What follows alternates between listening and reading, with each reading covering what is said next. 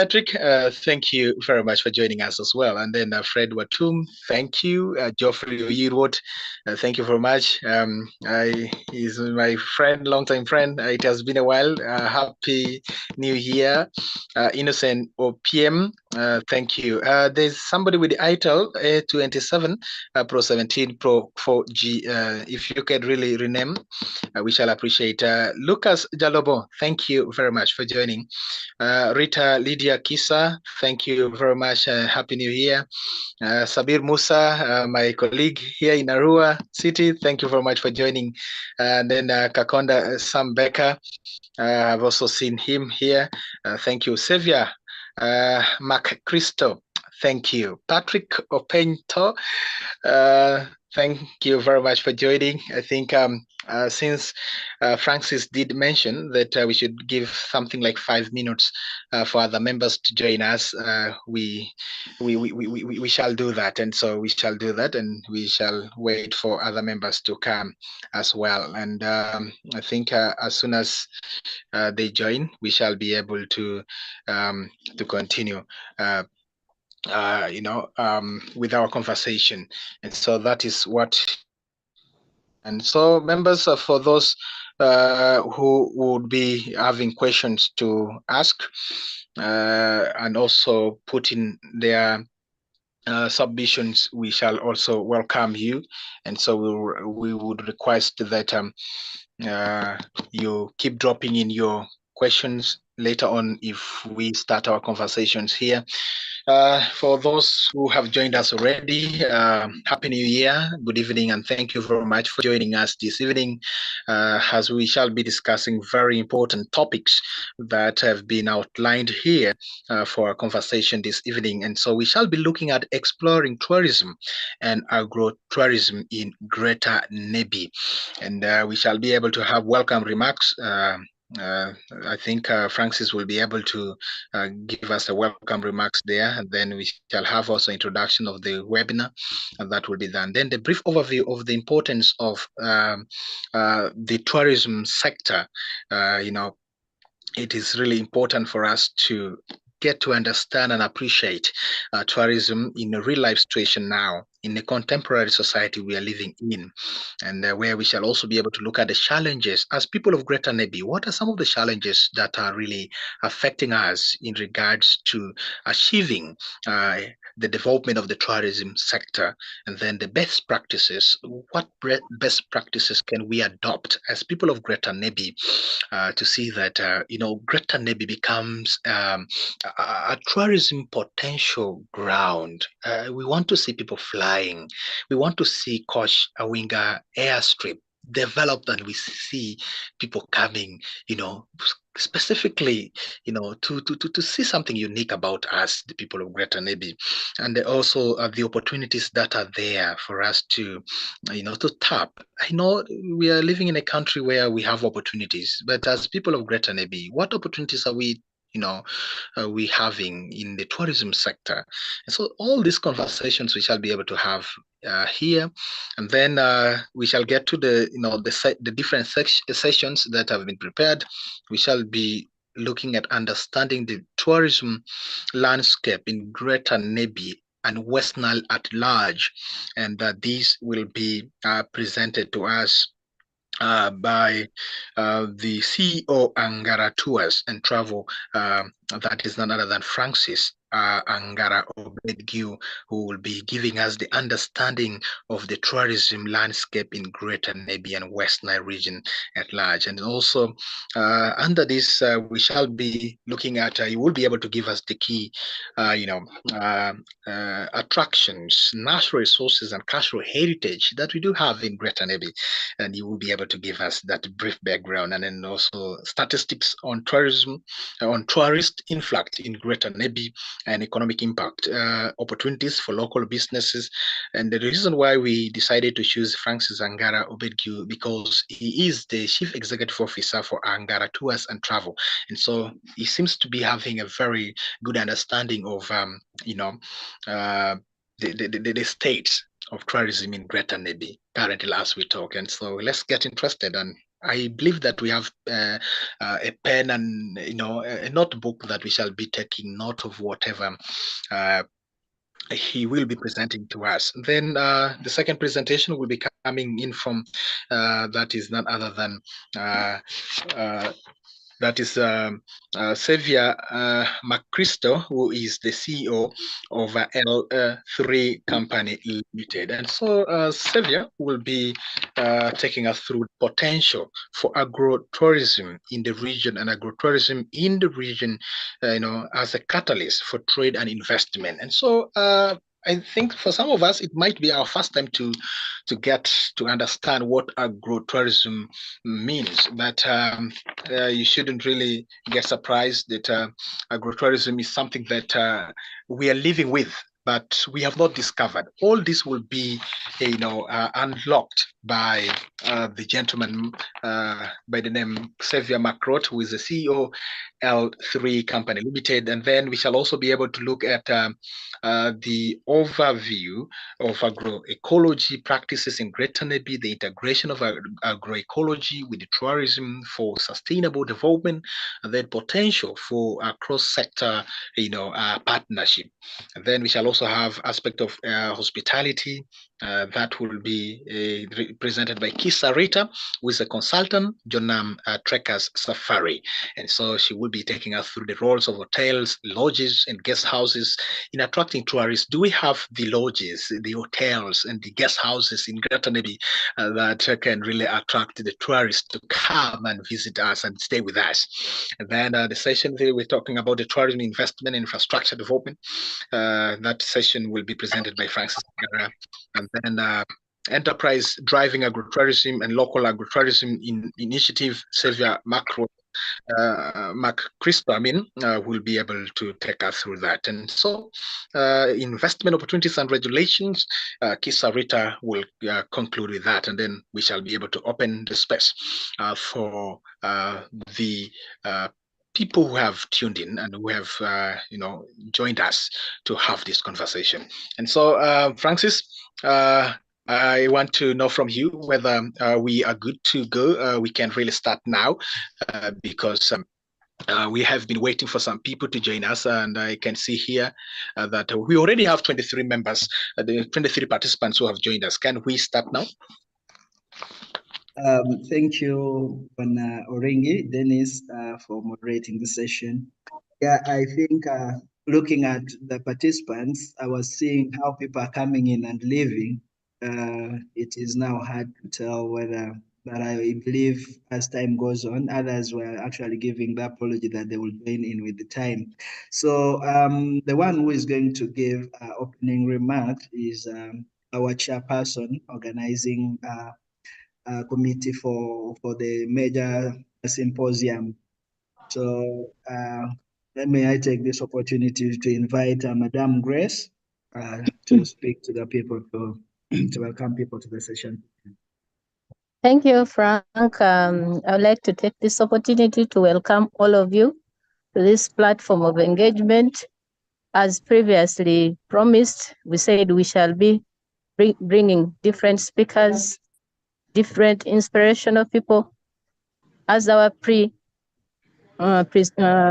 activities for symposium. So this is the moment. I am not going to waste a lot of time.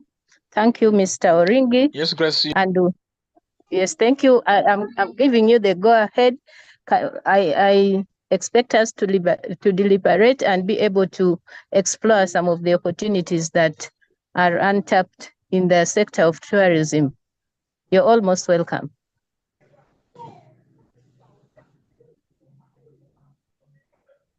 Over to you, Oringi. All right. Thank you very much, Madam Grace, for welcoming us and also giving us the brief background how the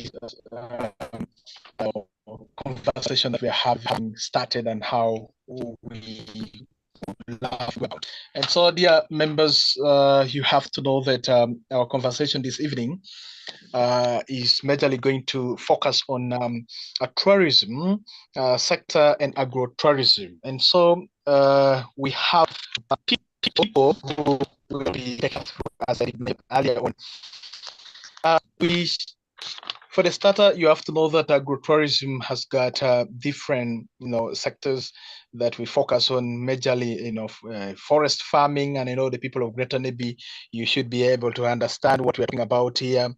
We shall be able to ask ourselves questions in regards to what has happened to the forest covers that we had in the previous years. What can be done to really restore back the forest farming in Greater Nebbi, the backyard farming? Do we have this in place? The food crops production, can this attract tourists? Fish farming, the people of Greater Junam, we boast of the river Nile that we do have. And so how many people do interest themselves to come to Bakwash, go to Wadlai, go to Panyimur, Dehi, and other areas that are in Junam, interesting themselves in learning how to fish and interact with this aquatic life. Coffee farming in Zombo, we all know that Zombo and Erusi areas, they are really, the people there are known for growing coffee. Cotton farming, the people of Kuching sub-county, the people of that is Parombo, Nyaravur, especially the Padiere people, you know very well what cotton means. And then tea plantation, we are happy that government of the Republic of Uganda, together with the Lur Kingdom, partnered to see that the tea plantation is restored back. And so this is also one of the agro-tourism, aspect that we're talking about here. Cattle rearing. The Lur people were known, for cattle keeping. What has happened over time? And do we still boast of that? I think we shall be able to unlock all this. Let's start our conversation this evening by inviting, that is the first presenter, who is none other than Francis Angara Obedgiu, who is the CEO Angara Tours and Travel Company Limited, and he will be able to bring for us his understanding and the statistics and opportunities that we do have, for the local business people, more especially talking about the understanding the tourism landscape in Greater Nebbi. Allow me to welcome Francis Angara Obedgiu to take us through. Thank you very much. Thank you very much, Dennis. I hope I can be heard. Very well. All right, then. I'm so happy to join all of you great sons and daughters of Greater Nebbi today as we try and peruse through what we can do best to push our region forward. It is a collective effort. And yes, my name is Francis Obedgiu. I happen to be a team leader, as said, CEO of Angara Tours and Travel. I will not dwell much on Angara Tours and Travel for today, for the sake of what we have at hand. I have come up with a few statistics for us and some take home that can really help guide us into the topic of today. Before me, I've been requested to go through the tourism landscape in the Greater Nebbi and West Nile. So let me go into that. What is tourism? Let's start it from the word go. Tourism itself, me, in my own understanding, with my experience, tourism simply means the movement of people from their usual place of stay, the usual environment, to another place for personal or business or professional purposes. And at least that person must not spend more than 365 days. That is 1 year. So if the person stays in that new place for over 1 year and then he's no longer a tourist, he's doing business or he's got a job or he's on a green card or something. So tourism necessarily means that you have to go away from your usual place of stay. Okay? Like for example, the people in Nebbi will go somewhere close by. They come from town and then move somewhere close by. I know some of the places they go to that I'll mention later. And that's actually what is called tourism. They're already doing what is called tourism and they are tourists. And now, tourism itself takes different forms. Yeah, there are different forms of tourism. There is leisure tourism, cultural tourism, religious or faith-based or spiritual tourism. We have this type of visit where you go out from your home or your usual place of stay to visit your friends and relatives, you're actually a tourist because you won't stay there forever, And then there is also that form which is called health tourism. India, South Africa, Germany, United Kingdom, and the US are some of our critical areas where people from Uganda go to seek better health, to seek health attention, to get relief medically. And when you go there, you're actually a tourist. And then we also have sports tourism, soccer lovers. You will hear West Nile province in the Fufa drum versus Lango. It's upcoming, and you will see loads of vehicles, people moving in very, very many vehicles going out to Lango Saberia to go and, to take part in sports. And then business tourism, people move also to go and do business. And as long as it doesn't exceed 365 days, which is 1 year, you are a tourist. Okay, so now that is what tourism actually is. And then because there are many forms, they are also categorized. The tourism itself is also categorized into 3. We categorize them into domestic. The tourists are categorized basically into 3. We have domestic tourists. These are people from Uganda, people within an area, not exceeding the borderline of a country, moving within. And then we also have inbound tourists. Inbound is when we have non-residents, people are not resident, who are not residents in this country.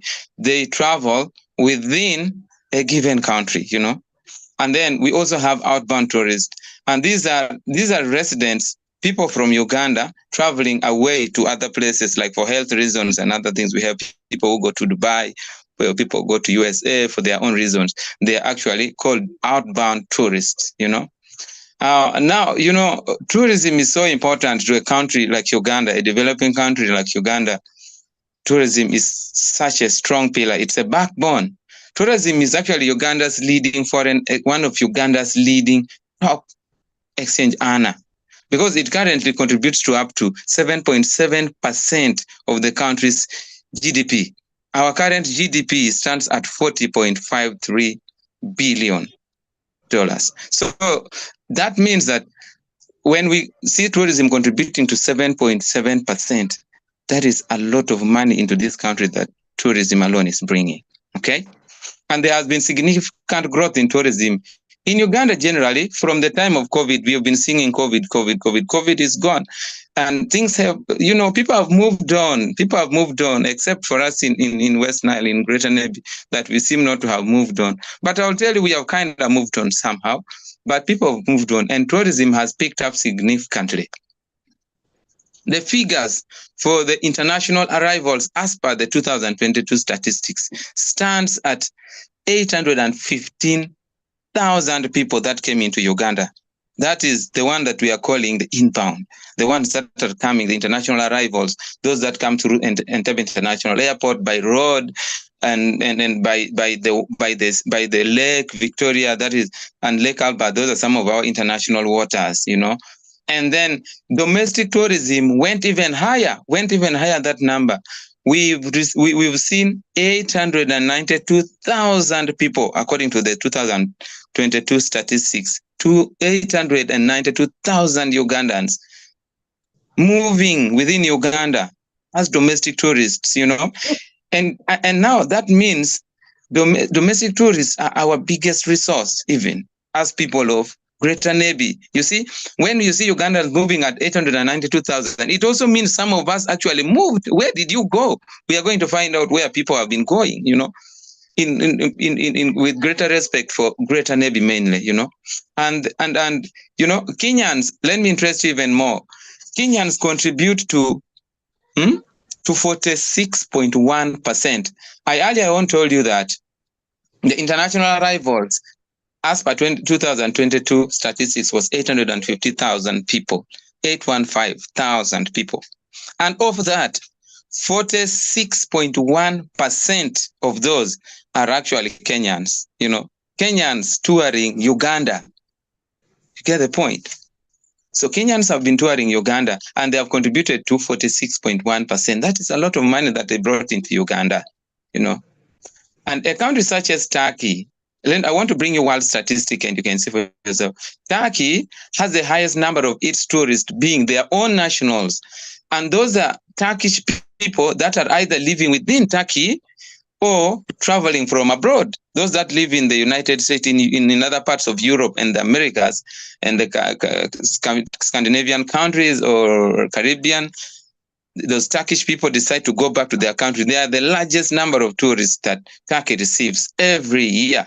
So Ugandans have decided to visit their country more than other people, and that they're doing it the right way, you know. And I love this charisma from our people. In fact, our own people from within Greater Nebbi made Angara tours. I want to tell you one of the secrets in our figures. Angara tours this year, the last year that concluded, 2023, were made busiest by people from within Greater Nebbi. Isn't that interesting? Because between 1st December and 1st December and 15th January, 1st December of 2023 and 15th of January this year alone, we served about 102 Ugandan tourists, and of which 79, you see, 79 of them were actually people from Greater Nebbi. That's really nice. It means that we can actually create our own, you know, we can create our own tourism products and see that things are really moving so well for us, you know. Tourism is the only sector that cuts across all the other entire government sectors and has the potential to provide over 10 million jobs in Uganda every year. 10 million jobs every year.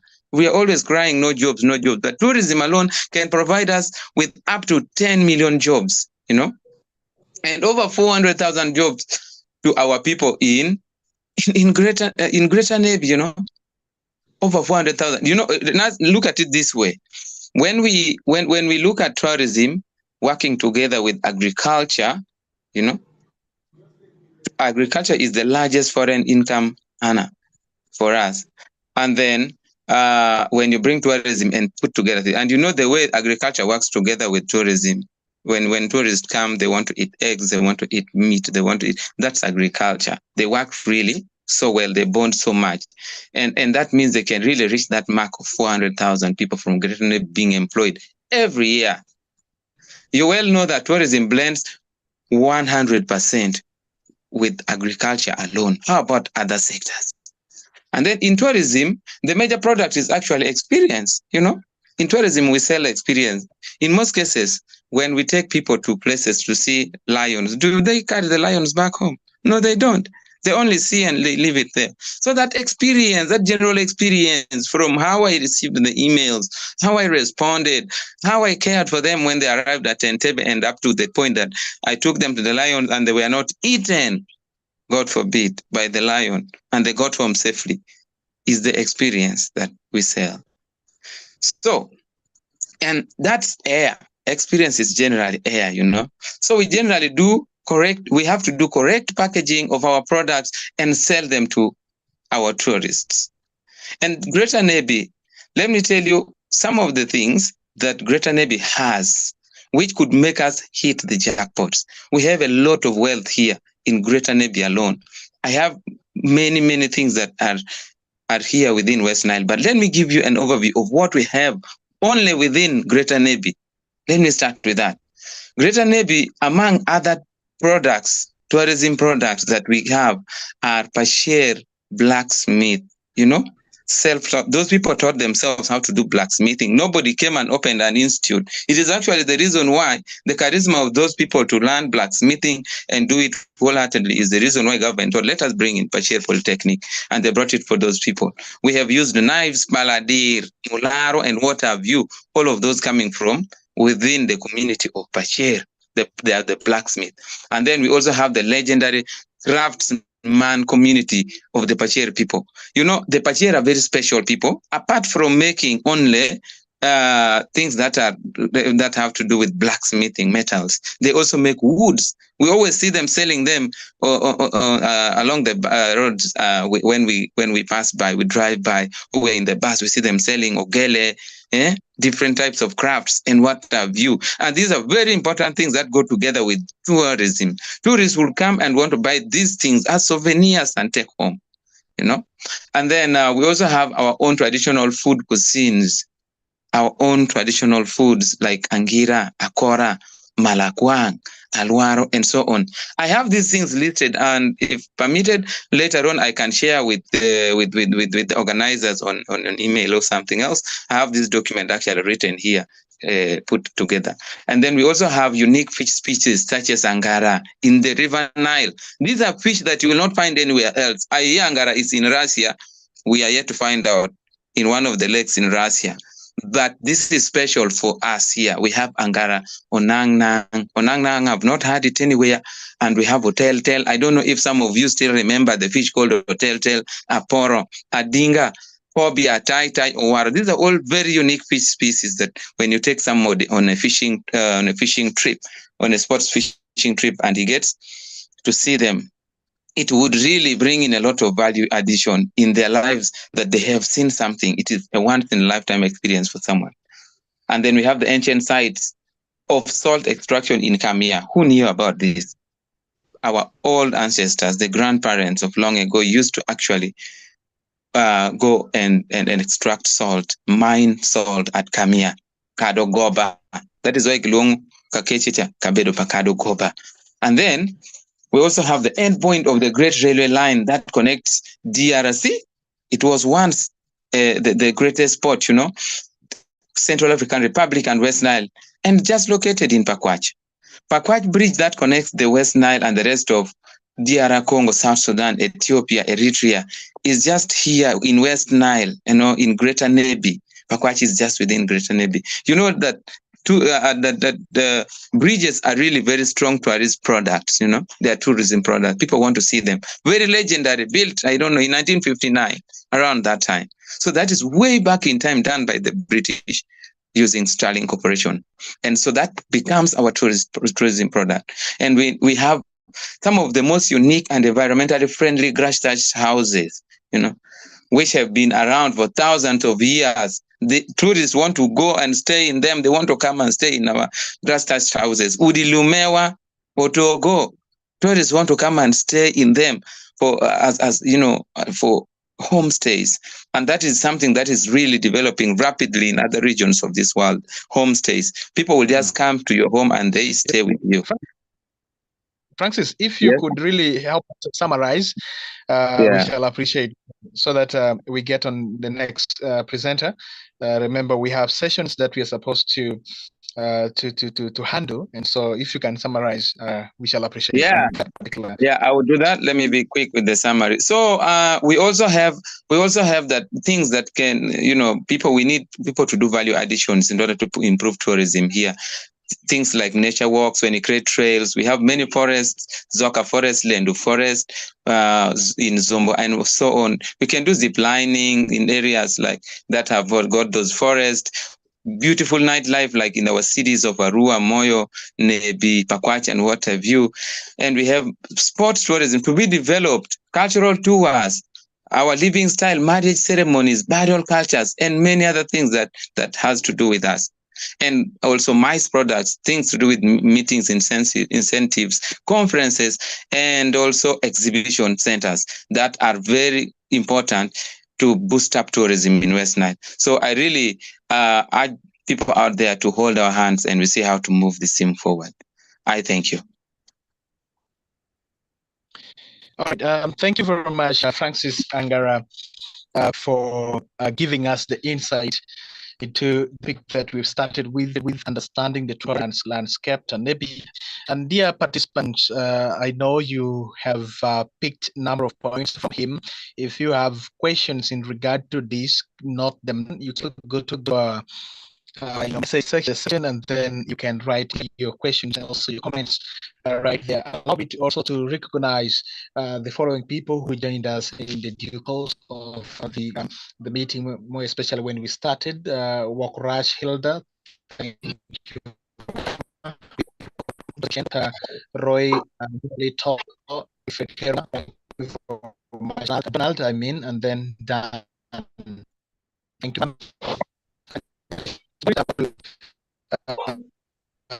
Boris says, Tell is also one of the unique fish that we have as people of Greater Nebbi, and he can also get interested in this particular fish. It's quite a unique one that I think few people might be more especially those that those who are born in 1990, 2001, 2003, 2004. But thank you very much, Francis Angara, for setting the pace. Right. Without wasting Moderator, you're breaking. second presenter, who is none other than. Yes, please. Your network is breaking. Oh, sorry. Now, are you getting right? Hello? Hello? Yes, we can hear you. Though your voice Are you getting me right? Yeah, here is good. Okay, sorry, I do apologize for that.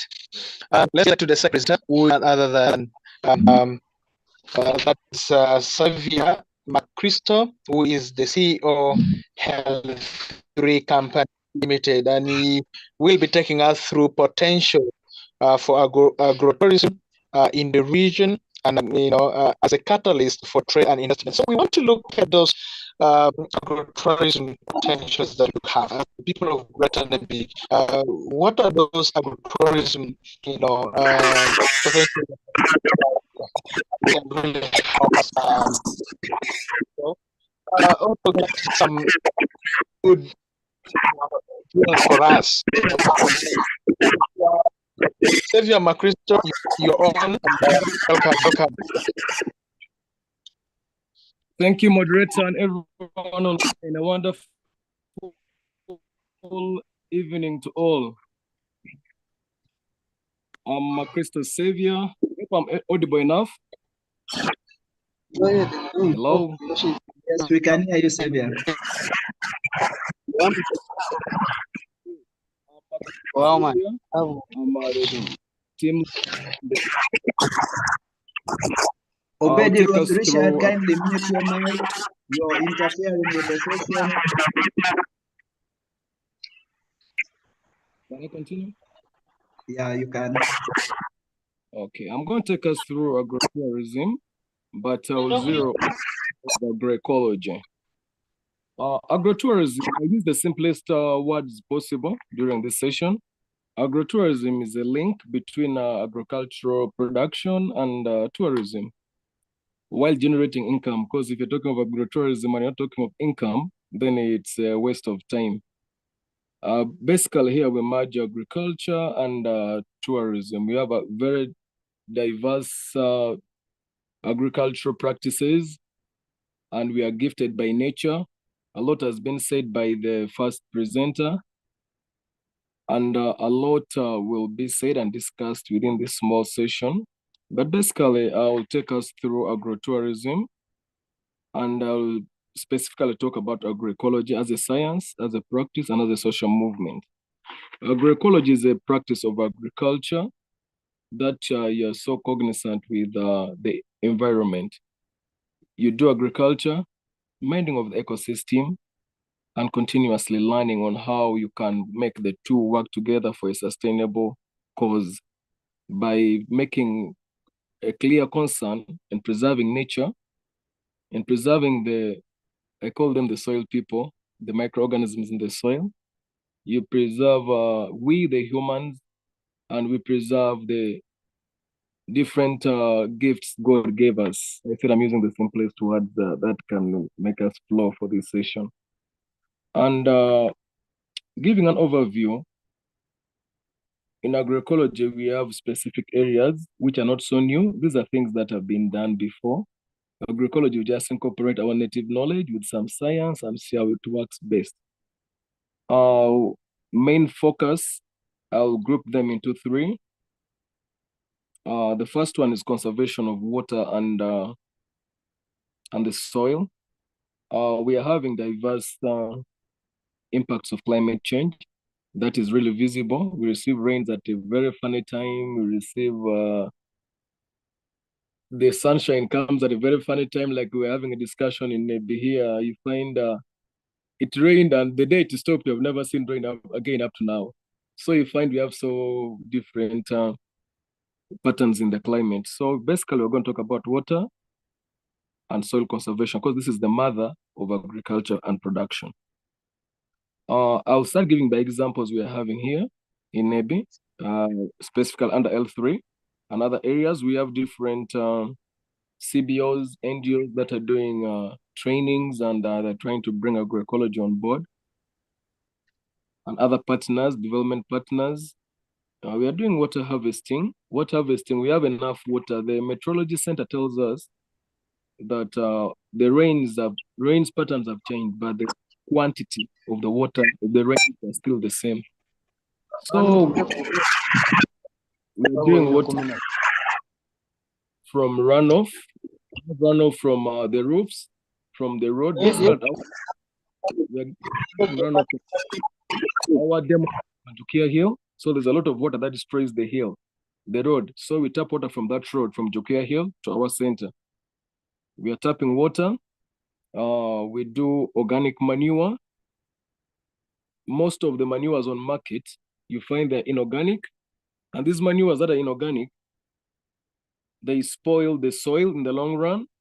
And even they are harmful to our health. When you're going to buy manure and pesticides in the market, you'll find that written on it, there's a mark, harmful to human health. So we don't want something that is harmful to human health. We make our own organic pesticides, our own organic manure, and we are not doing this in Nebbi alone. We're doing this all over West Nile, parts of northern Uganda. Recently, we've been sharing the information with other partners in East Africa and even from Denmark. So we are trying to do it broad and see how best we can do it. And we can do this when we really buy the concept and do it together. And we are doing, our lure is gifted. My brother was talking of the good Angira, Obo, Alwaro, the good foods in the Greater Nebbi. So we are trying to see how best we can use the native trees, seedlings we have, the native and nutritious greens we have. And then we share knowledge. But there's one thing I usually don't take for granted under agroecology is knowledge sharing. Knowledge sharing, the old people are so much gifted with knowledge. They have a bank of knowledge with them. So we take time and we share our knowledge with them. They give us the experience, how things were done before and the gaps. Then we see how we can bridge them because the youth right now are so energetic and they can do anything. They're probably more idle because they're not informed. But when they're informed, they take action. And then social inclusion. In agroecology, we usually believe everyone has a potential.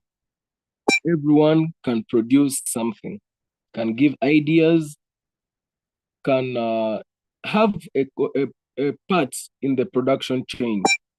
So we usually bring that inclusion.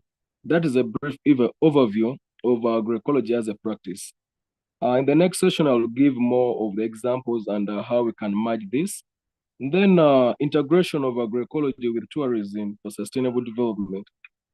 Now, these practices, usually whenever I have opportunity to speak like this, I always say, if you are to take action, take it now. Because it's only value that attracts. People will not come to you if you don't have any value. Recently, in 2 occasions last year, we hosted the entire West Nile partners doing agroecology to see how best we can train them and see from what we are doing. L3 is a new, it's new. It's not even a year old that we have been opened the center. I've been doing agroecology for the past 5 years, but the center, basically, we have opened it just last year in March, but the impact is visible and we have attracted people from all walks of life. We have trained several stakeholders. We have had partners from all over northern Uganda coming there for trainings. We have had other partners from parts of West Nile coming for training. We do train in water harvesting, as I earlier said. And this is, I said in the beginning that agro-tourism is a merging of agriculture production and tourism to generate income. We have had several several tourisms who are from locally, others from nationally, others from international scenes from different places been coming here. And we have tried to share, and we have been sharing with them a lot. What attracted them basically is water harvesting. When you tell someone I'm tapping water from the road, runoff, it beats someone's mind. How do you tap water from the road? So they get interested to come. So Nebbi is gifted with different, should I call it topography or gradients? You find water harvesting is possible at any point. You can create valley dams, you can create a lot of things. So this creates value. Once you create this value, because water is the most important resource in production, so people come to see these things, they come to learn from them. Previously, last year, I think I moved in 5 different places to share with them what we are doing in agroecology, and basically from Greater Nebbi. I remember having a meeting with all the LC5s, RDCs, water for production engineers, natural resource department, the RDCs in Arua. We are sharing with them how you can tap water and use it for irrigation in the long run. So after sharing that, these people were all inspired to come and visit us. And when they come to our side, they leave us with some money. And we're working with teams of farmers who do these practices. So once they come, we move to several farms and make sure they visit these farms. We had a delegate from Denmark who came because they saw that online. So this is something we can promote. And all of us have the potentials to do them. Then the same team partner took us to Kampala, IREC. We had a meeting in IREC with the delegates and the ambassador of Denmark to share with them how we are doing it here, how we are harvesting water and using it for production in the simplest way, not even 1 million shillings, but you can harvest over 5,000 liters of water. More than 5,000, because our reservoir is 50,000, 56,000 liters of water that you can use for production for 3 months or even more. So when we take action, it attracts value. And we're making manure. I told you we are incorporating knowledge, native knowledge with science. Basically, if you flash back, when the local culture is really rich, our grandparents used to burn the bush at such a time. They burn the bush and later they come and dig. But we went down to dig and understand what is the science behind the bush burning. We go into a deeper study. We find out that the ash is very important. It's a pesticide, a pest repellent. It's a nutrient in its own. It's an alkaline, creates an alkaline media in the soil. It's the breakdown of the biochar. Also, you find it concentrates, it's an attraction. It has an affinity for water. So we tried to sit down and to see the science behind that. We found out we can do manure from that. Instead of burning the soil, that kills, burning the ground, that kills the microorganisms and other living organisms. We can make that from the branches of trees, from the grasses in our gardens. And we do that. We are making manure that takes 15 days, not the other type of manure that has to break down for 6 months. So this attracts people to come and say, what are you doing? And we don't want to do this alone as L3. We are doing it as a community initiative to see how we can enhance household income and sustainable food systems in our communities. And we have a target of making, especially we're starting with, as L3, we are starting with Jukia, Pida village, make it an agroecology village. We are working with 540 farmers to make sure we produce organic foods.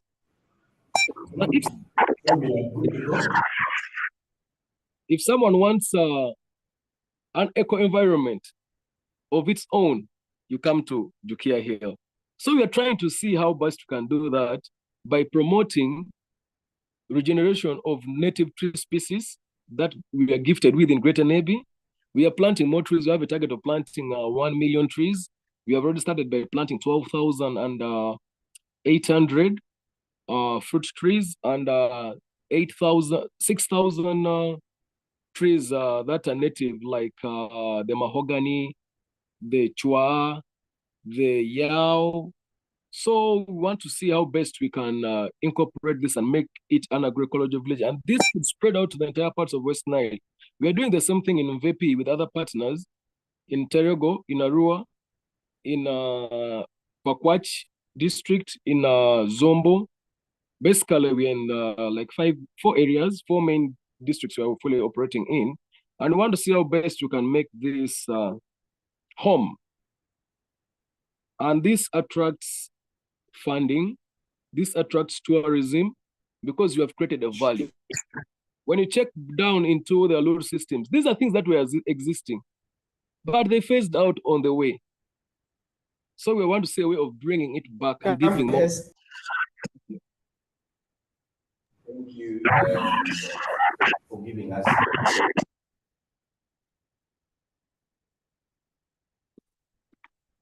Hello. Yes, go on.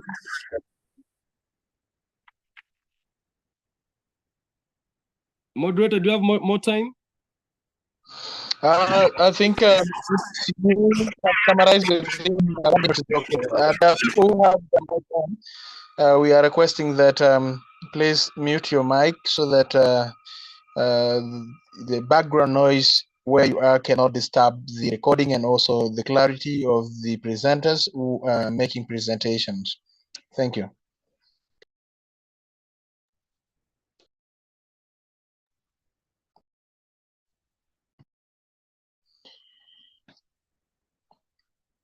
All right. Thank you very much, our colleague, our brother, Xavier McChrystal, for giving us the highlight about the potential for agro-tourism in the region as a catalyst for trade and investment.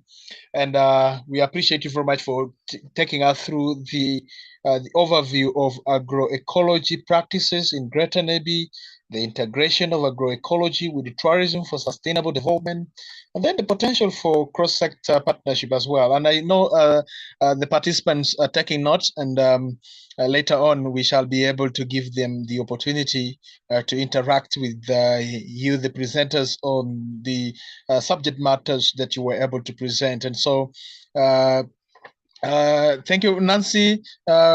We accept your apology and thank you very much for joining us, much as you joined a little bit late. All right, we are getting done with the first session of our presentation, that is understanding the tourism landscape in Greater Nebbi. And we have been talking about the current states of tourism in Greater Nebbi, presented by Francis Angara. And then we have just been listening to Xavier McChrystal, who has given us the potential for agrotourism in the region as a catalyst for trade and investment that we are supposed to undertake. Let's get to the hospitality and accommodation venture. And we shall be hearing from Kisa Rita, who is a consultant, Jonam Trekkers Safari. He will be taking us through the role of hotels, lodges, and guest houses in attracting tourists in Greater Nebbi, the opportunities that we have for investment in the hospitality sector. Do we have, hotels, lodges, and guest houses that can really attract tourists to really visit Greater Nebbi, and also they have, a conviction of coming back again, to a place that they have visited. And we have some places that we do have in the Greater Nebbi that if you are to visit it might be very hard for you to access even the tourist attraction, places that we do have, simply because there is no hotel, the lodges are not there, the guest houses are not there, and even also transport infrastructure for you to use to reach those places and others. And so Rita Kisa, thank you very much. Good evening. Join us this evening to make a case about this hospitality and accommodation venture that we have in Greater Nebbi. Thank you. Okay. Greetings, everyone. I'm Kisarita Libya.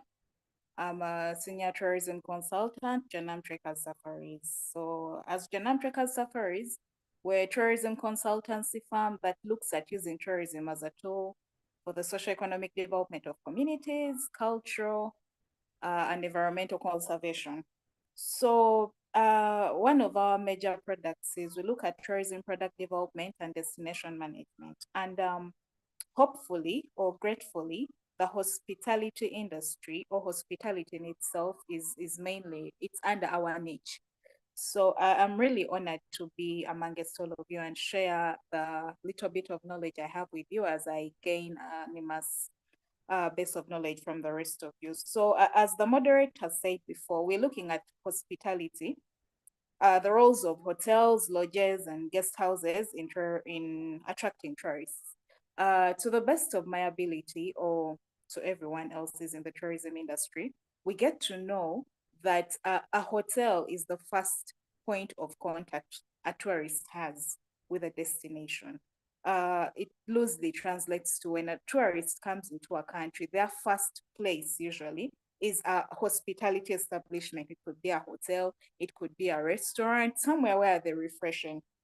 So the can I say the way the tourists will perceive where we are, the impression we put out there as a hospitality establishment is what is either going to sell or break us. And I would be glad to let you know that Uganda has been named among the most hospitable countries in the world. We are known as very hospitable, and that is our advantage. That's why we see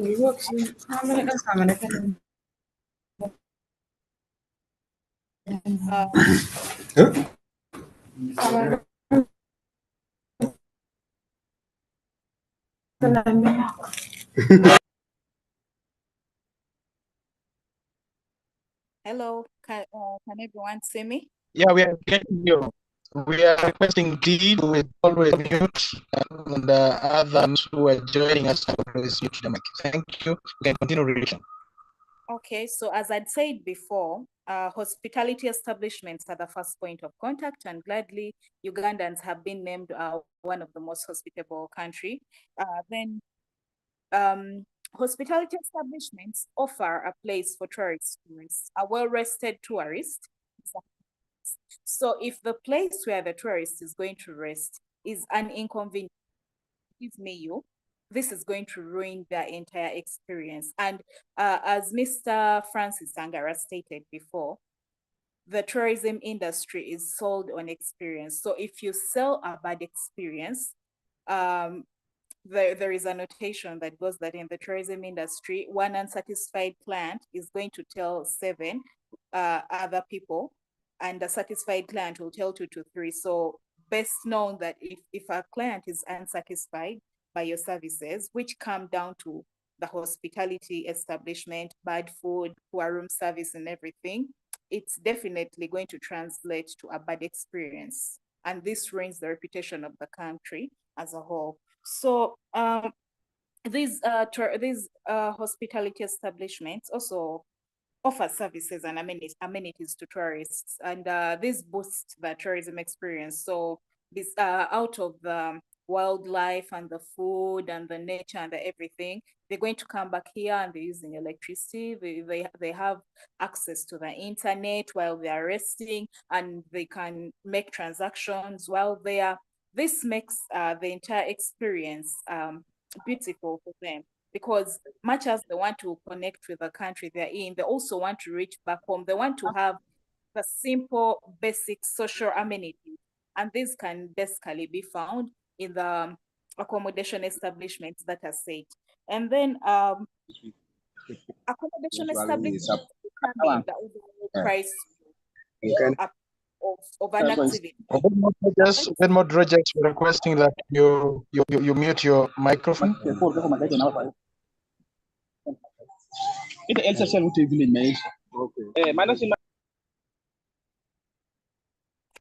Okay, as I was saying, hospitality establishments or lodges, they determine overall prices of tourism activities In so saying, if a hotel is highly priced, this will translate to high prices for the entire activities. So regulating the prices of these establishments will either ruin or make the tourism industry. That's why we have seen the government try to subsidize these prices for I don't want to call them locals, for native tourists or domestic tourists. And this has brought a surge in the number of domestic tourists in the country, as previously stated by Angara. And this has fought the seasonality of the tourism industry. So we are not muchly affected by the high and low seasons because we're having domestic tourists who are moving in throughout the year. So yes, to a greater extent, hotels play a great role in attracting or repelling tourists. Now, where do hotels repel tourists from? We get to see that the service quality in Pakwach, if you've been to Pakwach or to the Greater Nebbi or the Greater West Nile and you've moved through our hotel or hospitality establishments, we need to note that the service quality is lacking. And this is one of the major reasons as to why tourists are more comfortable sleeping in Masindi, which is way further to the in Pakwach than Pakwach. I mean, the tourism hub in Makshon Falls, the para part where they do most of the game drives and the activities, than Pakwach, which is less than 30 minutes away from there. It simply comes down to the service quality. And this has been the major reason as to why Pakwach has failed to boom as a tourism industry. We have limited services. We do not have amenities that can fully sustain tourists in the country, in the place, or we even don't have amenities that can sustain large numbers of tourists. I can say, for example, last year, I had a group of about 30 people who wanted mice facilities, and we couldn't have a hotel that would offer conference facilities to 30 people and accommodate them and everything. They had to proceed to Nebbi. And in Nebbi, they weren't comfortable with what was available for them. They never loved the service quality and they proceeded to Arua. So this is how we are losing business as a region, and it's not good. So the opportunities for investment, Pakwach, I can say the Greater Nebbi doesn't have a standard restaurant. Most of the restaurants we have are either, let's call them bufundas or something attached to a hotel. So usually people would want to go and eat at an eatery, an open restaurant. When we look at places like Kampala, the likes of Java's, something similar where people can come, have a hefty meal at a very good price with a very good ambience, very good service, and they leave the place. So that is an untapped opportunity for investment, or even a cafe where someone can come and have a cup of tea. We do not have that in Pakwach. To have a cup of tea, you have to go to Jointa or some other places within. I'm referring to Pakwach because I've been there mainly, and maybe Arua. I haven't explored the other parts of West Nile, so forgive me if I'm going to leave out any other areas, but I would rather speak from a scope of knowledge. Then while we're looking at partnering with existing hotels, we have establishments that are there. We have the structures that are semi-dilapidated. These need to be revived. These can be turned into Airbnbs. Others just need to be refurnished. So if we can have people who can come and partner with existing establishments, and build and make something viable, because we cannot let an investment or a building go to ruin.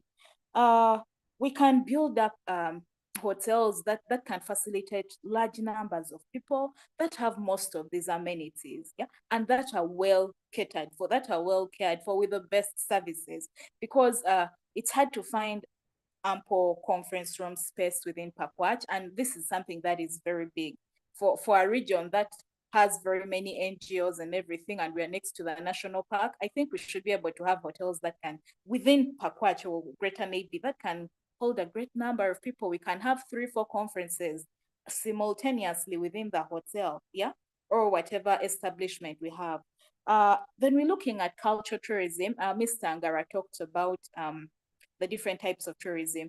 Culture tourism is a very raw tourism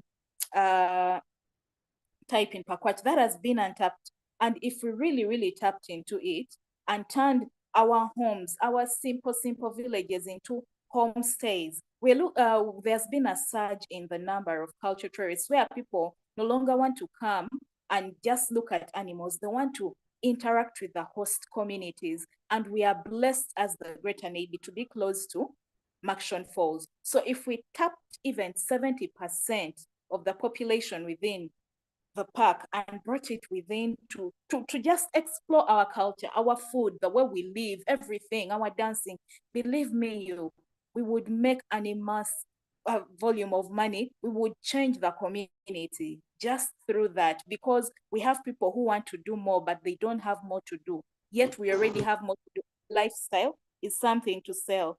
Then we can also tap into training, because we don't have service quality within the Greater West Nile. What if we had training facilities? We have seen the school in Ginger where they train people in catering and hospitality.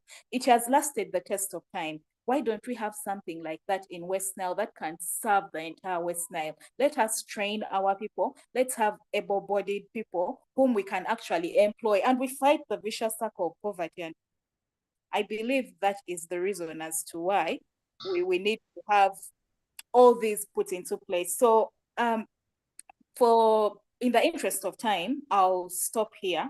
But I have a vast array of investment opportunities in the tourism sector.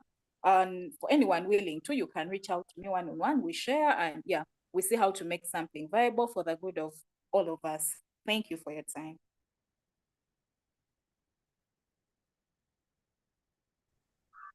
Thank you for the insight into the hospitality industry that we have in Greater Nebbi. We do appreciate it very much. I think you were able to give us good cases, highlighting a lot of issues. What we put out there is very important for us to really attract the tourists. And what will make us or break us is how we conduct ourselves, especially those that are already directly, working with the hospitality, industry. The price, the customer services that we do provide for our customers who come to our hotels, who come to our lodges, who come to our guest houses, I think matters a lot. And thank you very much for giving us that insight. Also, dear participants, you will be part of the conversation as well, and so your time will be able to come up. But for now, I think we are done with the first session of this conversation that we are having. And so I feel like having members contributing to the first session of this conversation on the issues to do with the attractions that we do have as the people of Greater Nebbi. What do we have? The natural resources that can be sources of tourist attraction, the cultural heritage that we do have, and then issues to do with agro-tourism. Love to make their case as well and also give us insight. I think this is the time I see Geoffrey Oyirwot raising up his hand, and so let's have Geoffrey Oyirwot to make his case. Thank you very much, Geoffrey. Right. Good evening, everyone. I hope you are able to hear me from wherever you are. Yeah. Okay, thank you. I'm very much humbled to be given this opportunity. But first and foremost, I want to say thank you for organizing such a vibrant and such an important kind of occasion where our people can interact. I'm very much aware, and I'm sure that tourism is one sector that is being adopted and is poorly understood in our region. However, this is one of the most important sector for the country, and as my brother stated very well, Angaratuas, it's one of the sector that is contributing to the highest amount of tax for the country. Now, I would just like to add a few things. For my brother Francis, I know it has really taken time for people of Greater Nebbi to embrace the phrase tourism. but I'm glad it's picking up by the numbers that you have given. I want to tell you a live kind of scenario, an experience, a phenomenon that I participated in. Recently, I was in West Africa, and precisely I was in Sierra Leone. We made a tour to one of the mountain in the northern province of Makeni. But one thing I want to say is that the mountain that we visited, actually our god Nebbi, is almost 5 times bigger than that mountain. And we pay a lot of money to access that mountain. So when I date back and look at Mount Nebbi, that people can go and bask in the sun free of charge, and they go and do everything. No, it can be one of the greatest places that can attract tourists if the place is sensitized to the people out there. But apart from that, we also have beautiful landscapes. I have managed to take a short tour from Nebbi to Paida, and I used the Jukia Road. I have seen immense sceneries around there. So we really have a lot to put in place. We have to do a lot of advertisement to people, but also we have to get our people involved into such an idea so that we can fully embrace tourism. Now, to the last presenter on this first phase, I want to point out some few factors that may attract more tourists in West Nile generally. One of the factors that any tourist will consider is the development of a quality healthcare facility. Because when any tourist is going to visit a new place, one thing they will consider is what will happen if I fall sick. Is there availability of a quick and a safer health facility that can render me patient-centered care when I reach that place? So let us try to look into that. But apart from that, many tourists will look at an aspect of political stability in that area. How is the politics in this area? How are the people? How do the people relate? So when my sister talk about hospitality, I know one thing I've really seen from the short tours I've made across Africa. One thing I know that West Nile, we have one of the most hospitable people that can devote their time to take a walk with anyone who has come new in their place. And these are the things that will be able to attract as many tourists in our site as possible. Another factor that I may not go without is transport network and food. So our brother Francis Angara can clearly tell us how our road network is well developed.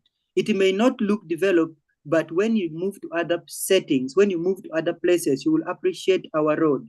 When you bring our tourists, they will really say we have a very good road network. And this is an excellent factor that will bring all these people around. But also let us look at the market. Let us look at the variety of foods stuff that we have.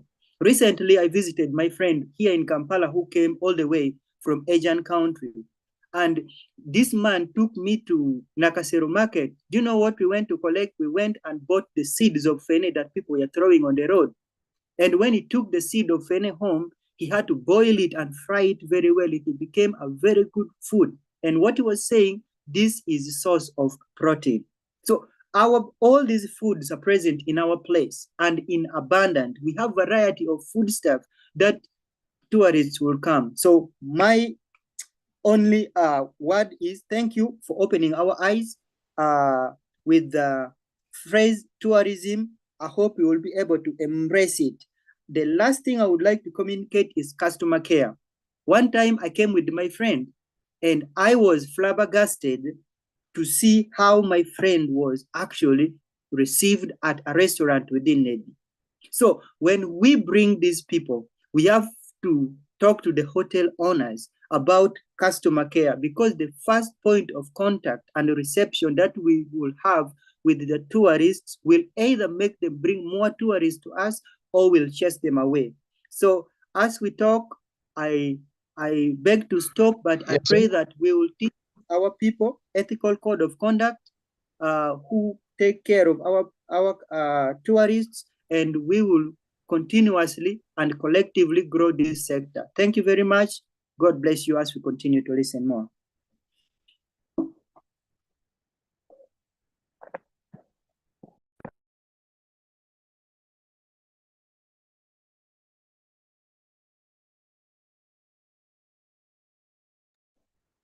Over to you, Oringi.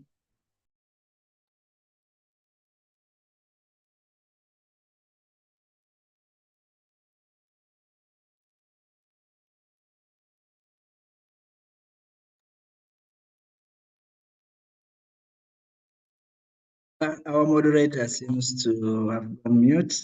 I wonder what's going on.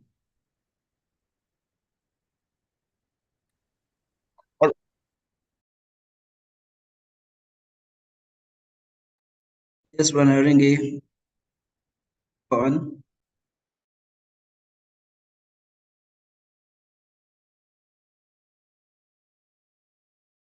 Members, sorry, you lost me at a certain point. We still continue to get more comments from the participants. So this is the time that you can raise up your hand, and then we give you the opportunity to move on. Yearwood Geoffrey, you can now raise your hand since we have picked you. Thank you, dear participants.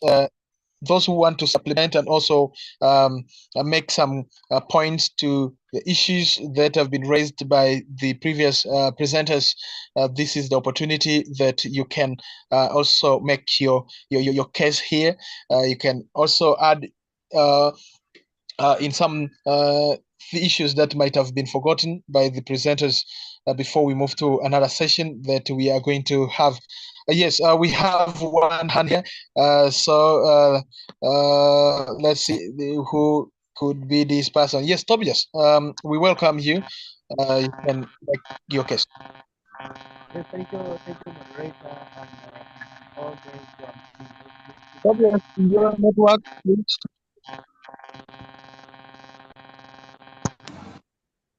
Thank you, moderator, and all those making the communications. Yes, hello. We appreciate you. Yes, I have one issue about spreading wide. This communication, in most cases, we are using Zoom. However, I would yes. I beg your pardon. Hello. Yes, I was saying. We can now get you. You can repeat your. Yes.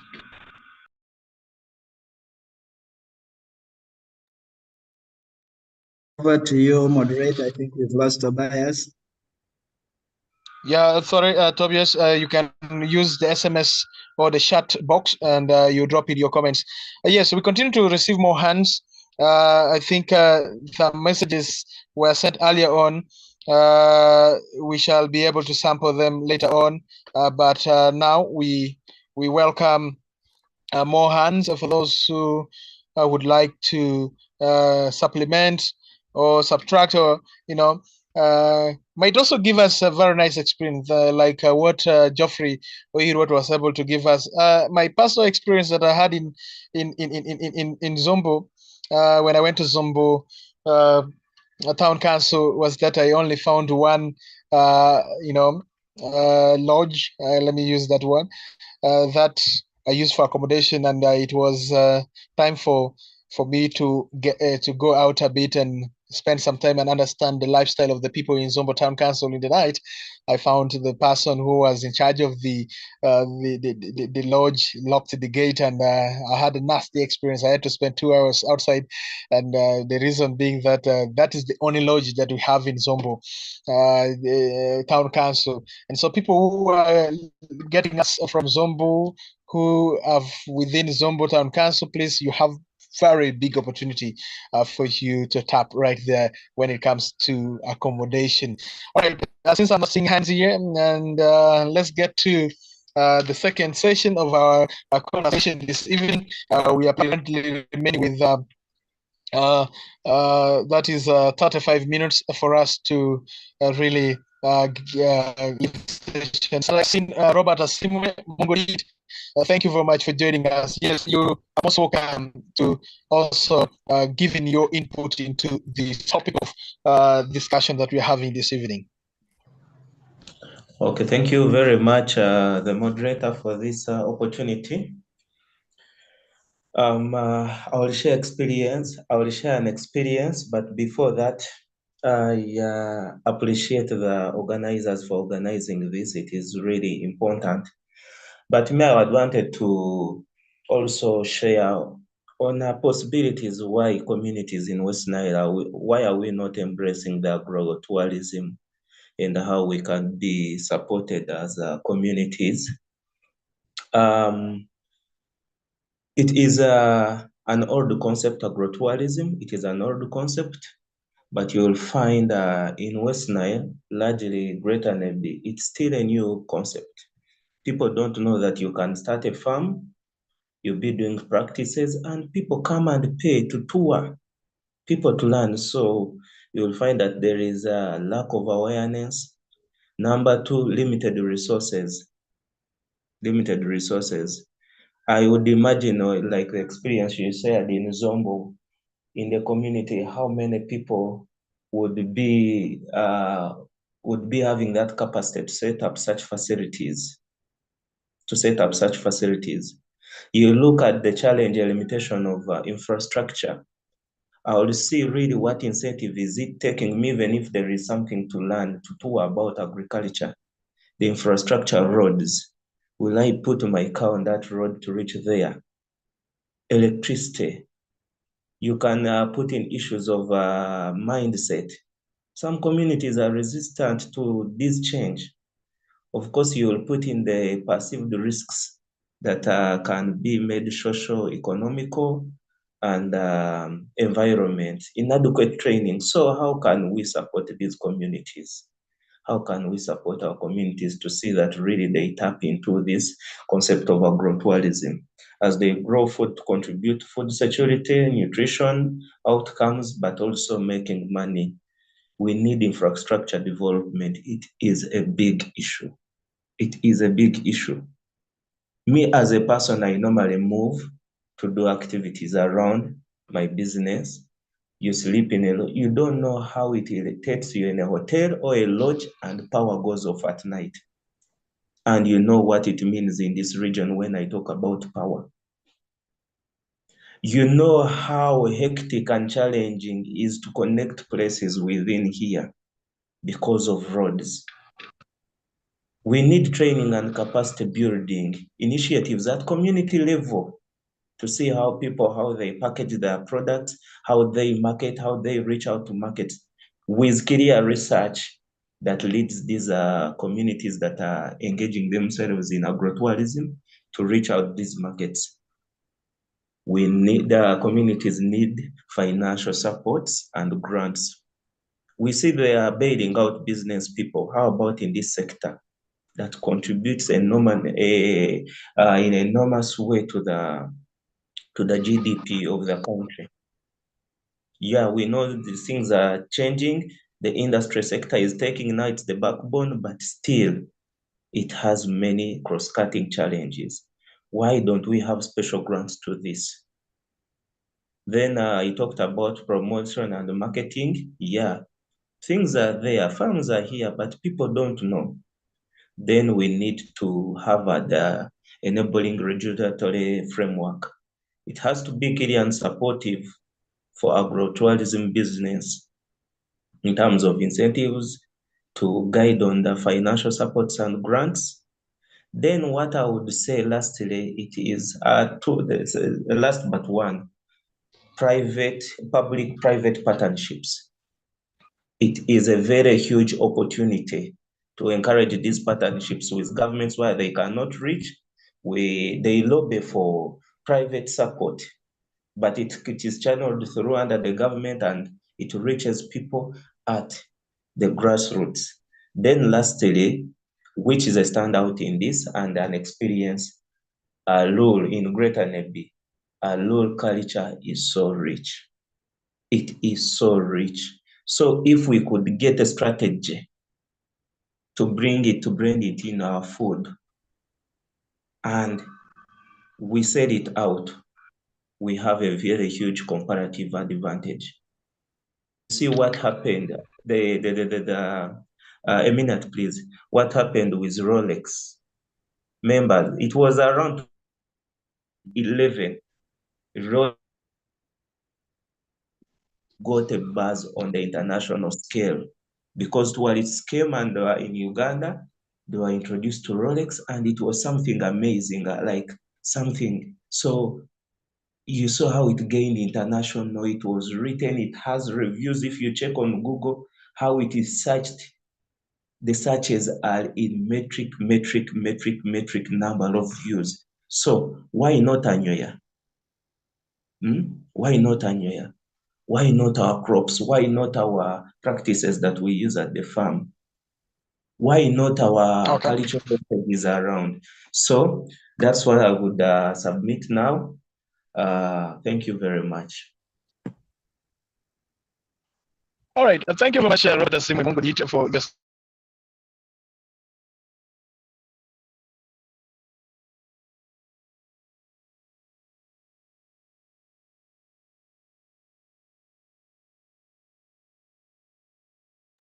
Lost you, moderator. I hope you can hear us.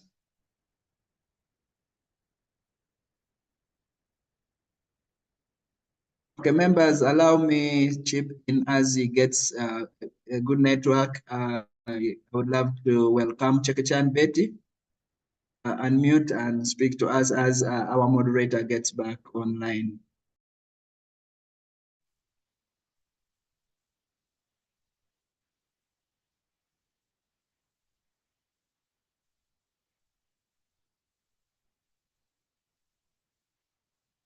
Betty, we cannot hear you.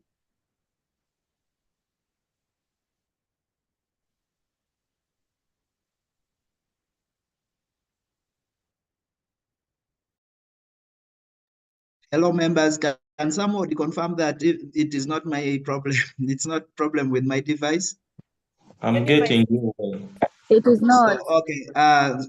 Since Chekechan is also having challenge with her network, let me take in OK 17. But kindly introduce yourself. Okay, Petronila. Unmute and speak to us.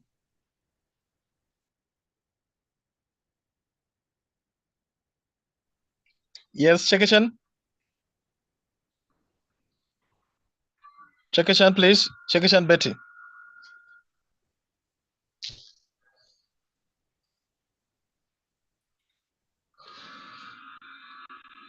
Chekechan Betty, you cannot speak.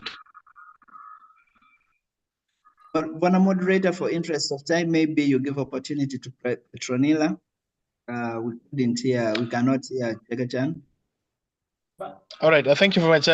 Petronila, please, it is your turn. Yes, thank you so much. Can you hear me? You're welcome. Very well, loud and clear. Good evening to everyone. I'm so grateful that I happen to be here. I'm from Pakwach. We are all in Greater Nebbi. I'm part of Greater Nebbi too. So we have, I have something to say about tourism, agro-tourism, and also the plain tourism. Under agro, I've seen elsewhere how agro-tourism has gone up to the extent of even internship. Some students, they go and camp where there is a farm and they live there, they pay fees, they stay there, and they learn a lot. And that is part of development which we really need.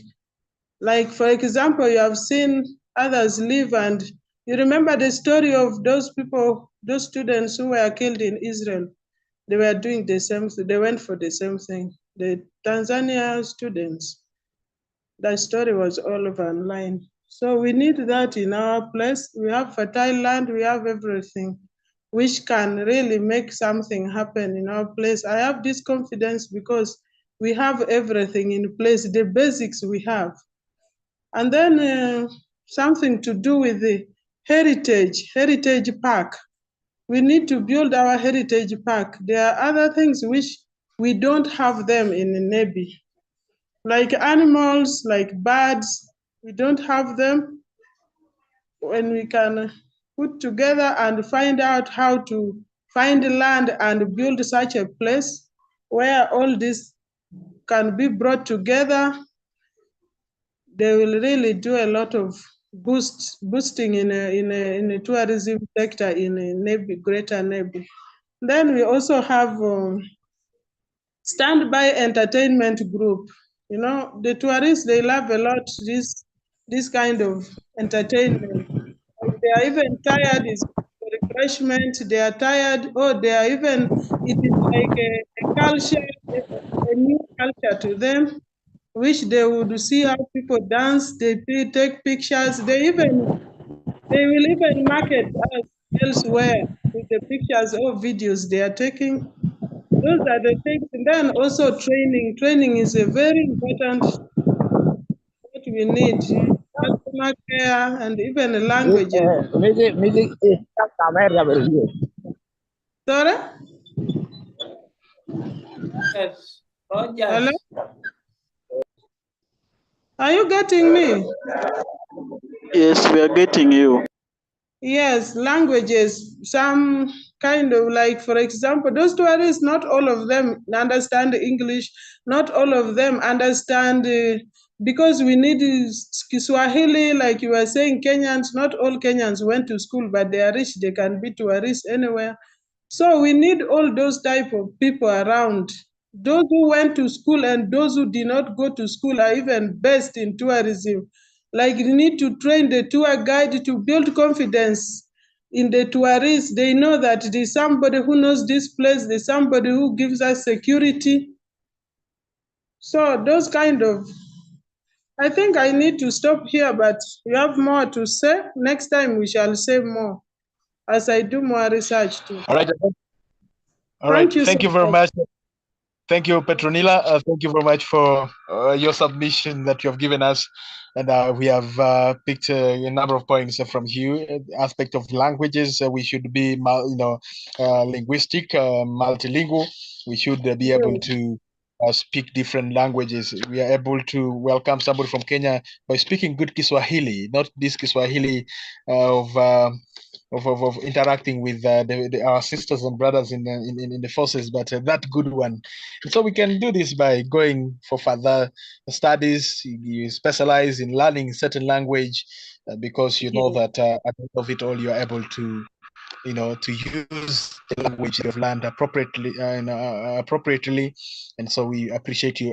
Dear participants, we are running out of time, but we still have a session that I would like to invite the presenters to present to us. And then after that, I see more hands have been raised. We shall get back to the hands later on. But I will be giving 5 minutes for the presenters who will be making their cases on tourism, investment, and infrastructure development. Francis Angara, if you're with us, you are most welcome, and we welcome you to really share with us when we talk about tourism, investment, and infrastructure development. What do you mean by this, and what should we get interested into? Because you cannot develop tourism if the infrastructure is also not developed. So we want to understand this dynamic of tourism investment and infrastructure development. And so how can tourism move hand in hand with infrastructure, and how is infrastructure development supporting the tourism investment? And so, Francis Angara, if you are there with us, this is the time that we give for you to give in your submission. If not, we welcome that is Xavier Macristo, who will be taking us through enterprise, during agro-tourism and local agro-tourism initiative. Yes, when we talk about what do we mean here? Yes, Okay, thank you very much. I'll speak. I'll give you an overview of some success stories, challenges, impact on the local community and the economy. And then I'll talk about Then I'll talk about, basically, I think I will summarize that within the 5 minutes you've given me. Within the small time of implementation of our activities, as L3 and other partners were able to plant trees to change the face of our community. Especially, I told you L3 basically we have our main center in Nebbi. We're able to plant 18,000 trees. These trees we planted them with locals. We used institutions. We have a project of making an agroecology village, making an ecotourism destination in Nebbi and Greater Nebbi and parts of West Nile. So we're able to plant 1,000 trees. These are native trees, species. These are fruit trees to enhance household income, to mitigate issues, poor nutrition, poverty, because when we have these fruit trees, we have a sustainable income sources, and we have so many tourists coming in. We want to promote our native fruits. We're able to, I in particular was able to represent agroecology actors in Uganda. We have a special forum called the NAS, National Agroecology Actors Symposium. It's every year. And the team we worked with were able to be the 4th out of 52 actors. So that was a success for L3 and our partners we work with. Last year, we were able to work with partners like ActionAid, Mempro, Yardnet, so many companies, and even district and government entities. We were able to present what we are doing to district leaders, to delegates from Denmark and other countries all over Africa. We're able to present our workable approaches on agroecology and how it can create sustainable development. Those are a few success stories we had. And we also represented the youth in National Parliament in August. That's at the August House. Then also represented the youth in Arusha, discussing issues of agroecology for sustainable development. That was at the ELA, East Africa Legislative Assembly. That is a small wrap-up of last year. As the year was ending, we partnered with existing structures to create an economic symposium under the theme or the brand Hidden Treasure. We had 2 ministers, one on investment, one of Northern Uganda. We had different stakeholders from all over Greater Nebbi and parts of West Nile who were present to show them that we have opportunities and share with them, get ideas from them and from different people on how best we can create revenue cash flows from West Nile and people invest back home. Then our challenges, the main challenge we faced in that year of operation is access to financial services. We have banks that most of them are just buildings. I'm sorry to say this, they give loans that are not really I speak for farmers, that are not so good for farmers. The interest rates are so high, and when it comes to investment, it's really tricky. And getting the money, it doesn't make sense. They'll give you all the good words, but once you go there, they only speak good English. You find the impact really on investment is not so much. And the willpower of people to focus on tourism, it's another challenge. Our people mostly have a fixed mindset, but we're trying to see how best we can work with cultural leaders. The Alur Kingdom has been so supportive. I salute them for this. We're working with chiefs within the areas of operation. We are seeing how best we can do that. And we find another challenge we have. You see, most people in Nebbi and greater parts of Greater Nebbi are opportunists. Once you start something, they don't take a good cause of it. They always want to use you for their own benefits, especially our existing structures. And you find it becomes very hard. You have 30 seconds. Okay, I'm summarizing. So these are many of the challenges that we face, and our impact on communities. We have had reduced gender-based violence rates since the community members are engaged. Then malnutrition has been reduced because people are planting organic foods, and these are native foods in the areas of operation that we encourage should go abroad.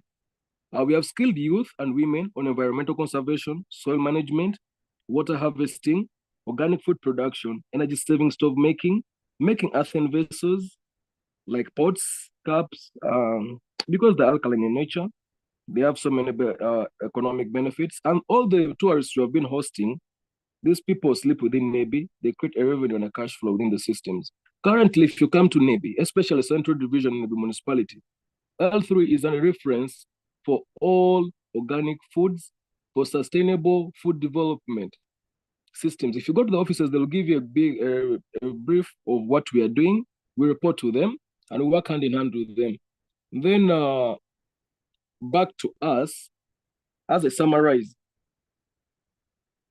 I request us to be open and share knowledge for investment opportunities, especially the elders who have been exposed and they know this, for investment opportunities and opportunities to get cash flows, because that's the biggest challenge we are having.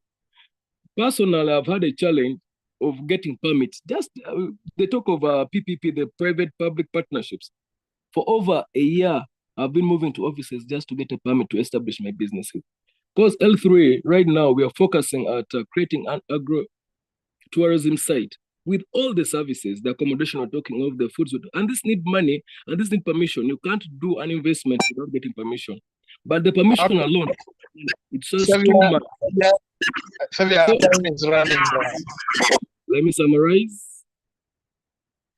I would like to summarize by saying we should have open investment options where we share knowledge to develop us so that all of us will benefit. Thank you for the time. I beg to submit. All right. Thank you very much, Sevia. We appreciate you very much.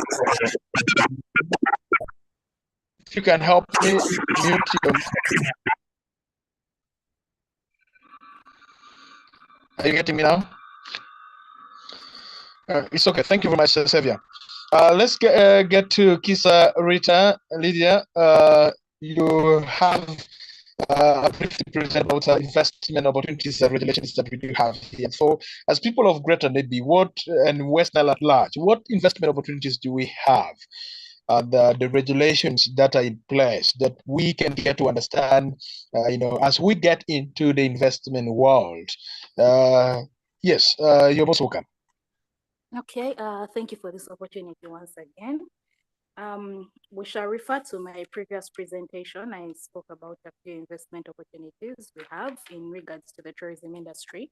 But to go on further, Sevia gave an insight on agro-tourism, which is beautiful because we are farmers in West Nile or the Greater Nebbi, and we have a very beautiful farming life. It's embedded in our lifestyles, and this is something that we could sell and actually make money.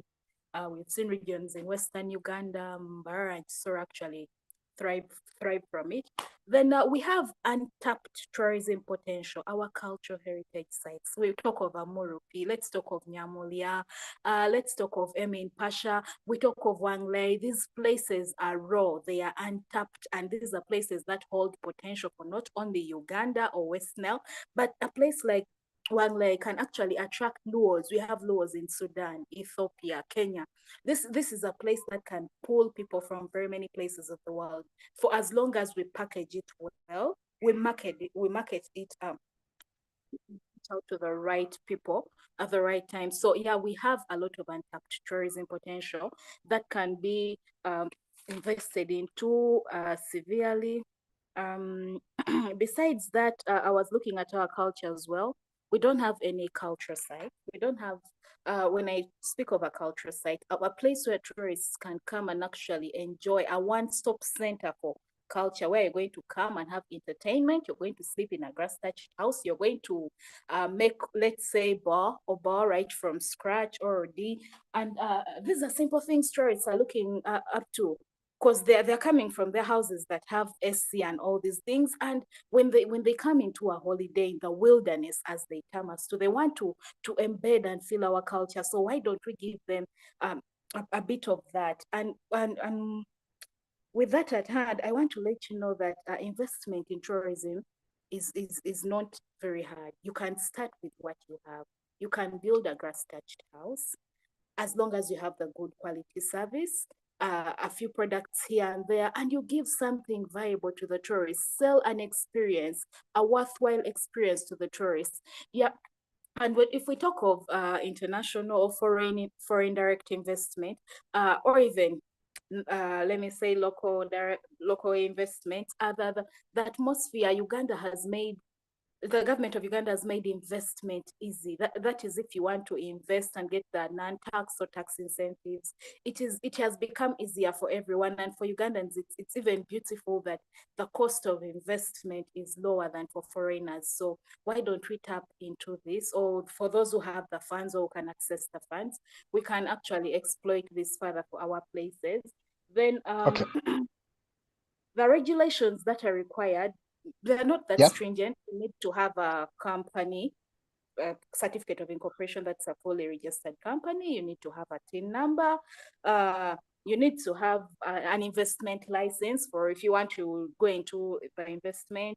And then you need to have a secondary license and work permits, that is if you're doing international investment.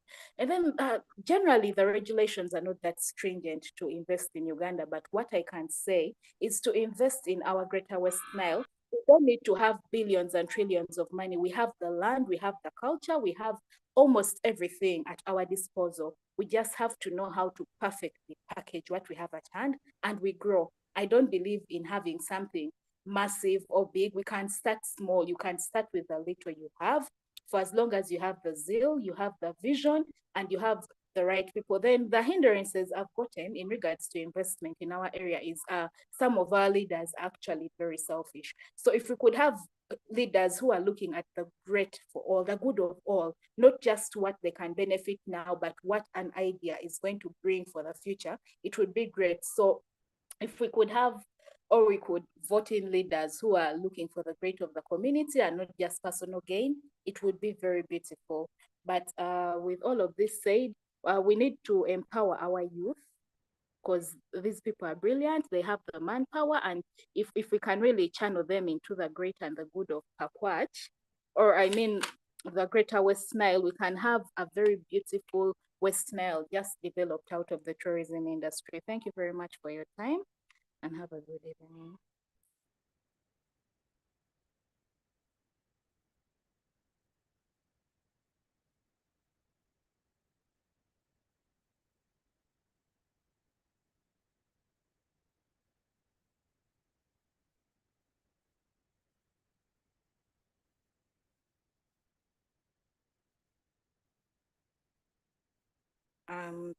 Could we get the moderator on board?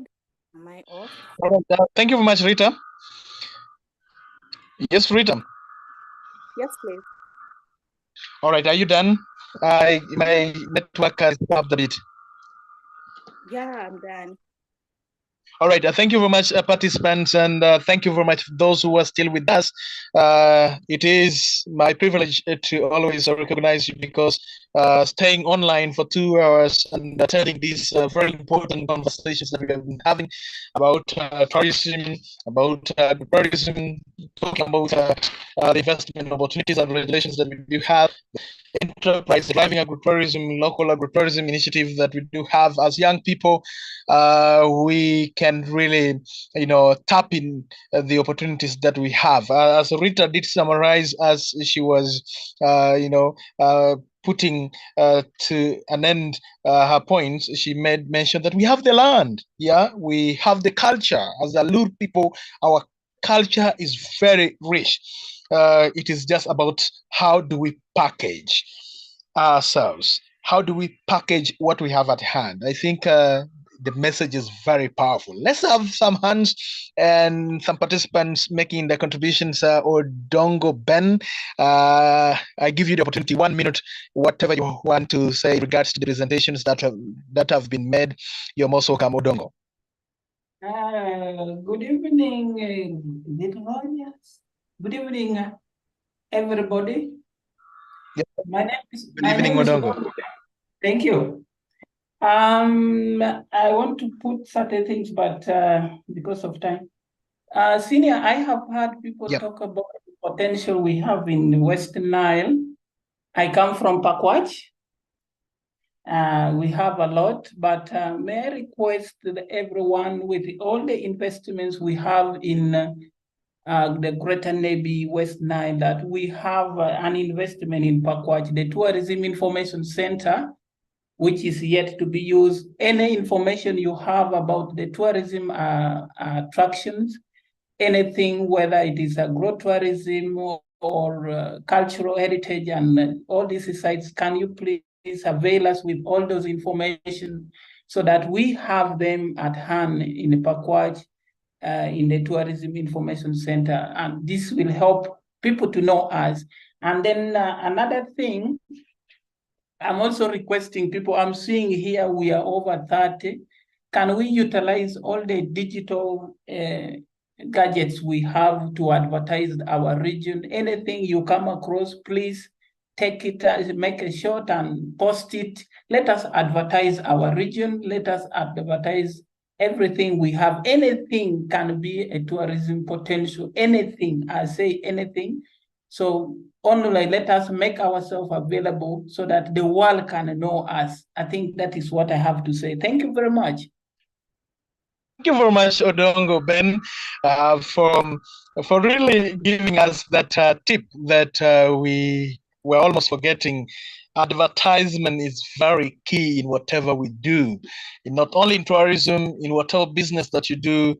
Ask yourself why MTN, why the multinational companies continue to advertise, because they are looking for new customers who are supposed to come and buy their products. As people who are in the entrepreneurial world, we need to embrace advertisement. And somebody did mention that we need to, open up what we call a local service providers website, where if we want, some services, we just click to the website and we get the information and we get the contact, how we can really reach. And don't forget, at the end of this session and discussion, we should also be able to share our contacts and what we do in particular, so that the first contact points start with us who are here on this platform. Moses Otim, you're welcome.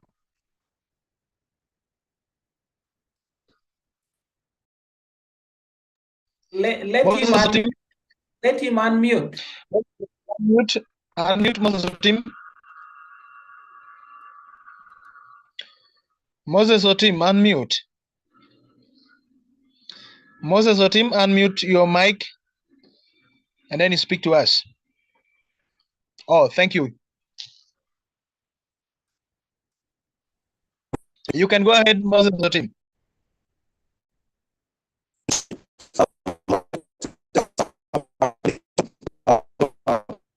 Your network.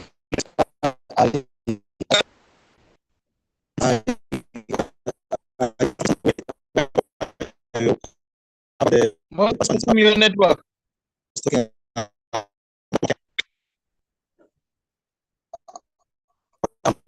Thank you for giving.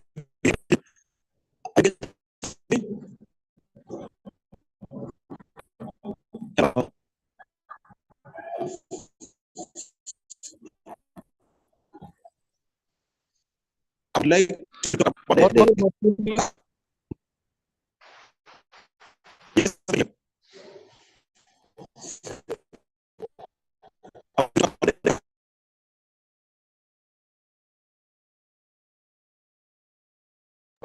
Sorry, Moses Otim, we have lost your network.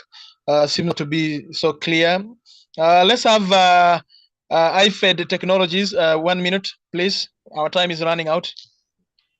Yeah, sure. Thank you, presenter, for giving me this platform. Yeah, I've already talked earlier on need for websites and a lot of digital marketing. But of course, IFED Technologies stuff are expensive. But one of the yes, are you getting me? Hello? Yeah, we are now. Yes. Yeah, so what I was trying to say, I had typed. Yes, I had typed earlier on about digital marketing and, of course, building websites. Sometimes you may find that is expensive, but there is Google creating a profile on maps. Like there is this Google Maps. When you create a profile there, it's for free with Google. And you find most times when tourists move in, like they use Google Map. Personally, when I'm traveling, I'm going to some new places and what so forth, I like using the map. I check on places around. Like I remember of recent, I was in Nebbi. I was trying to locate some places. I talked at first on call with somebody. Then I was trying to locate on maps. Some of them were not there. So some of this business, especially in the tourism industry, we receive a lot of foreigners. So it will make sense if every business, even if it is small, they have at least profile on Google because it is for free, especially on Google Maps. Yes, they need websites to display services they are doing, which may need money, but they can build a professional brand on just merely Facebook because that's one of the most popular ones in West Nile. You can have Instagram, you can use TikTok to push in your stuff. So they need professional branding, whereby people can be able, they can be accessible because we're in the digital era. Otherwise, I would have a lot to say, but I'll beg to stop here. Yeah, thank you very much, Technologies, for also giving us very nice, tips on how we can really grow our businesses and more especially in the world of tourism. How do we use the social media platforms that we do have? Facebook, do we always post about the businesses that we do? The social media like Twitter, talking about the WhatsApp groups that we belong to. What conversation do we always have? Do we advertise what we do? Do we advertise ourselves? The first advertisement you start with yourself, and then you move on with what you do. And so I think that is a very great one. We still have more hands here. Let me see. Let's have Betty. Betty Chekeshan. You are welcome. Unmute your mic and speak to us. Yes, good evening, Orange, Yes. and the team. Good evening. Good evening. Thank you. Good evening, team. Good evening. You're welcome. Good evening. You're welcome. Yes, thank you. My name. Yes, this is Betty Chekechane. I also wanted to add on a point, and it's about sensitization. Because sometimes it may not be about the tourists, but it also starts with our very own people within the country. Like if the owners of those very lodges and the sites sensitize more about their sites, which also adds value because if they sensitize the sites, like to organizations or institutions that always have team buildings, because those are the people who have relatives outside who can also network the very sites that I've seen in our greater Nebbi. It will also add more value. I think that's what I have.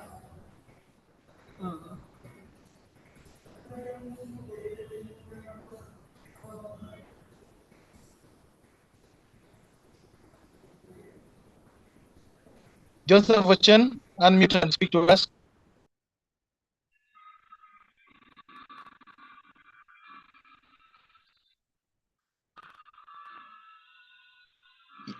Oh, sorry, we have lost Joseph Ochen right there. Members, we still have messages that were sent. I think Francisco Onoba, you helped me read some of the messages right that side.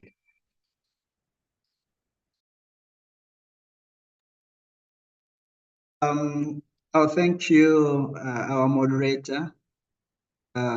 We've been sharing links to the various channels that people can follow through because some people were saying they joined in late, others were saying they have challenges with the network, so you can tap on those links to access some of the information being run.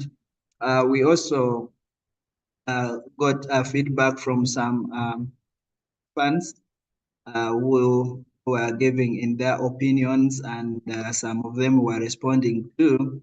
But in particular, there is this Adrate Patrick, who is an engineer in Yumbe, said, thank you, team, for organizing this session of tourism.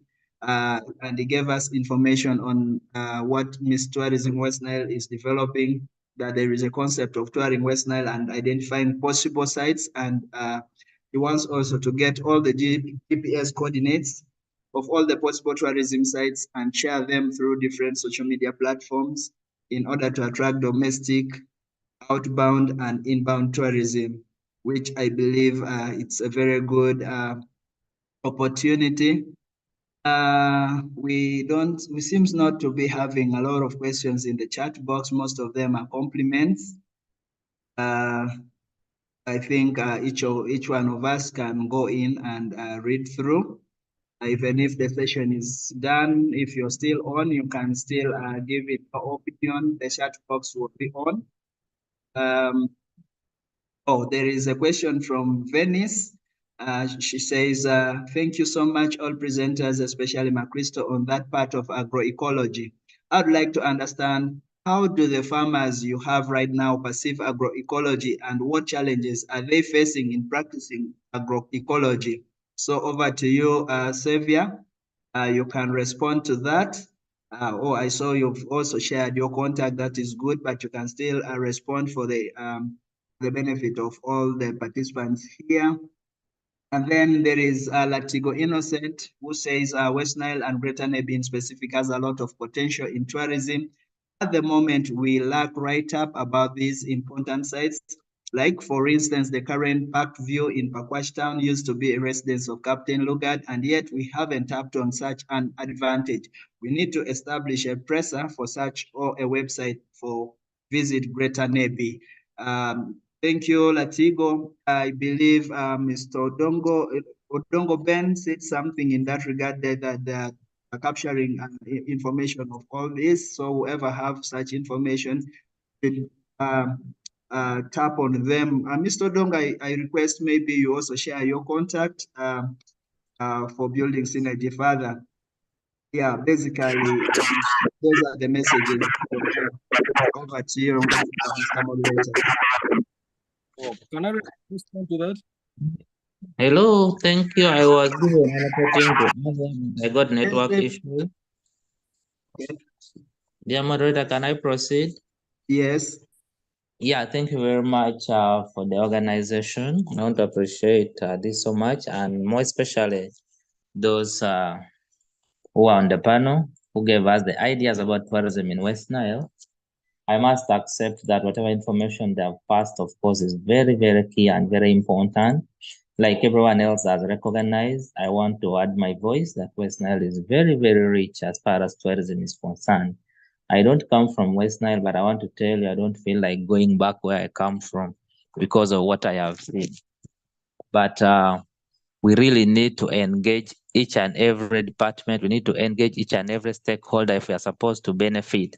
For the few of us who have seen, me and you who are on this platform, we have already identified areas where we can benefit from. We need to engage as much as possible. We have people out there who have the potentials to come and invest. People of West Nile have the ability, they have the money, they have the resources. It is about us who have seen this to create opportunities for them. And we need to know that Rome was not built in one day. We don't have to accumulate billions to come and invest. We need to start small. We need to start. Somebody talked about the different foods we have. I liked it so much. Somebody can just come up with as little as it is. Look at the nang nang that we eat along the road there. I have not seen it anywhere. Somebody could modify that. I've always moved in Pakwach and tried to engage a few ladies there. I said, go to Kampala. People are now packaging what? Nsenene. And they preserve it for as long as they can. Why don't we also start moving into those areas? We could start packaging on Nang Nang and moving with it into the park, engage those hotels in Para and the likes.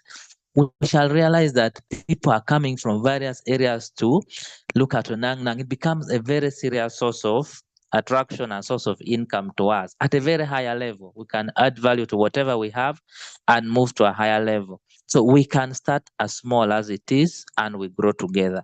Otherwise, this engagement has been very fruitful. We could engage bigger in the near future and make it wider so that we can bring on board as many people as we can.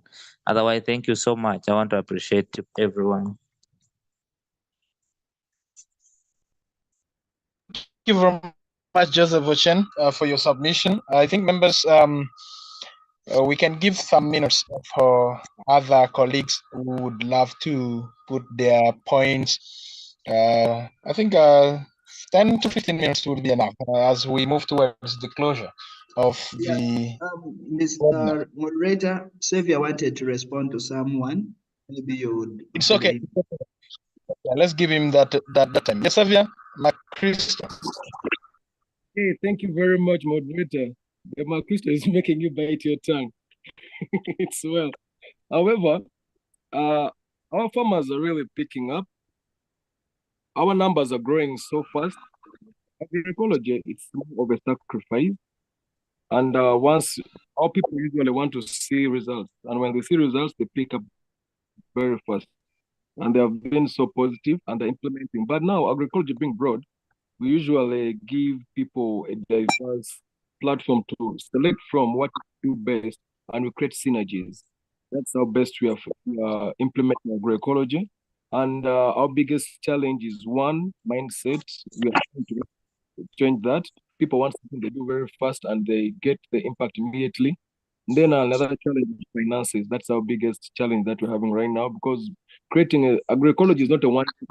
We create a systematic aspect for 5, 10, 20, 100 years. So you find sometimes you invest in something, but you don't get the feedback immediately. That's why you're trying to bring most on board. That's basically what I can say in the short term. But for any inquiries on that, we can have a longer discussion on, I've shared my number on the platform. We can have a longer discussion. Anyone interested to know more about agroecology, we also offer free training depending on the terms we have. And hey guys. Thank you. All right. Thank you very much. I think if we don't have more questions that we have, I think let's check on the message box. Yeah, thank you very much, Shekeshan Betty, for sharing your contacts and also the WhatsApp number. You can see Derek Passy has also shared his contact. Yes, that is the good thing to do. Members, let's continue sharing our contacts, and then as we move towards the closure, I think if we don't have any other person who want to add in something, I would request that we move towards the closure. And so I think we have learned lessons from this. I remember we started with what we call the current states of tourism in Greater Nebbi. And my brother Francis Angara, who requested to be away because of other commitments, he boldly gave us the key attractions, the natural resources, the cultural heritage that we do have, and also for the business people that we have in Greater Nebbi and West Nile at large. Yes, we have the attractions. Then we also have the agro-tourism aspect that our brother Xavier Cristo did put for us clearly. And these are all opportunities, my dear. And the beauty is that some of us, we come from where these attractions are, and we ask ourselves, what are we doing to change the status quo? What are we doing to, to attract people in those attraction areas where we have these attractions?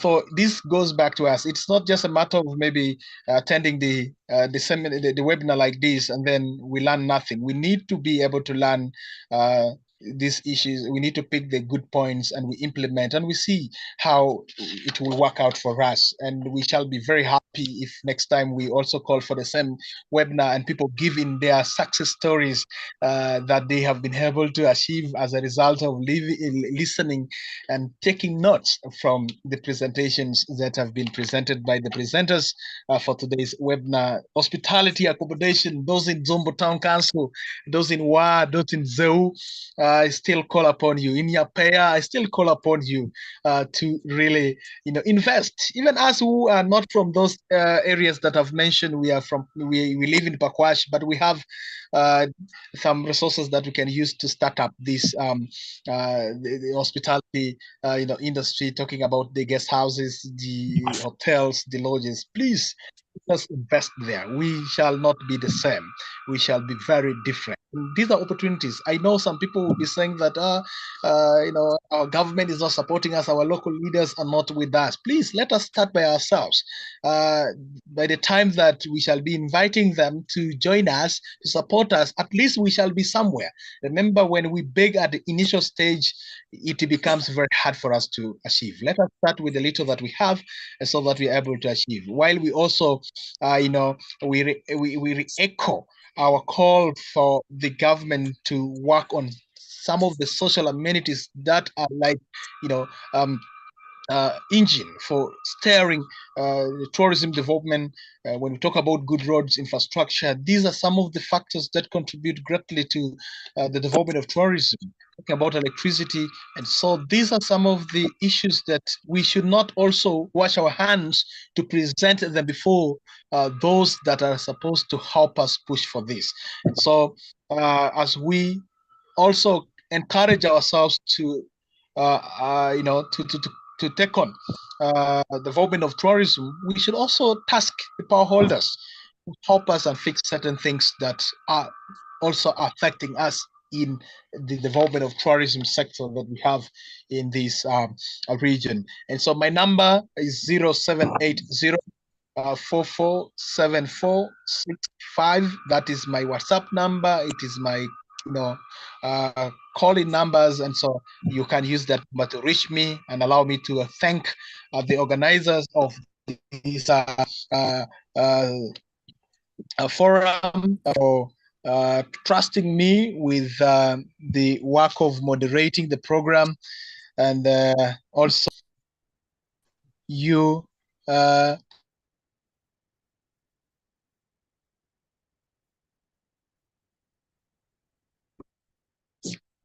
thank you very much. Mr. Moderator, you are on and off. Maybe. Are you? Am I on? Yeah, but remember, we also have our chairperson. Maybe perhaps when you're done, you can give her opportunity to give and her. so, thank you very much, members, the participants, the presenters. Thank you very much. I am not moving out, but I'm still with you. But allow me to give the opportunity for the chairperson to make some announcements, and also Francis Onoba will also be able to communicate administrative announcement right there, because it is necessary to know. Thank you very much. Welcome, the chairperson. All right, thank you. As I said, I'm called Kwach Grace. I would like to take this opportunity to thank you, Mr. Oringi, for moderating this engagement. It's a job well done. We appreciate you for the time that you've given to this. I also want to thank all the participants, specifically our panelists, the visitors that took us through the opportunities that we have in tourism, especially West Nile. Xavier McChrystal, I am very appreciative of the insights that you brought. Lady Rita, you're amazing. I want to also thank the other moderate, the other panelist. It's skipping my mind. Francis Ngaratua. Yes. I want to thank you all for your time. It's not easy to keep busy people like this on an engagement for all this time. I believe there's a lot that has been taken. There's one thing I would like to put forward, that this engagement is for us. It is not for any other person. When we are talking, let's get involved, that these opportunities that are presenting themselves in our area, in our region, is for us. So whatever suggestion you're giving, put it to yourself. What am I doing? How can I get into that? So they have talked of so many opportunities. Rita mentioned some of the challenges we have in the hospitality sector. But for me, I see it as opportunities still available for us. We may not engage in everything as a person. If Crystal is doing one, then another one can also engage in one. For example, we can look at the possibilities of partnership. If issues of finances are hitting us hard, we can look at possibility of doing joint ventures, but let's be part of this. I would love to see that these opportunities are taken up by Ugandans, but it's going to be sweeter that we, the people of West Nile, are the ones engaging in some of these opportunities that are involved. It is doable. I want to give example. I'm a farmer, but currently, as they were talking of agro-tourism, it is happening. It may not be on a very large scale, but we have started. We are hosting students, we are hosting visitors as far as Sudan, refugees. They come, learn, and money is left there, and that is tourism. So let's try to be creative and do something to take advantage of this before someone else comes for them. I thank you once again for your time. It's not the last engagement we shall have. We are going to have series. As I told you, these are pre-activities for our symposium that we intend to have. So keep tuned, don't get lost. We are in this together, and we are the one to change the face of our people, of ourselves in terms of economy.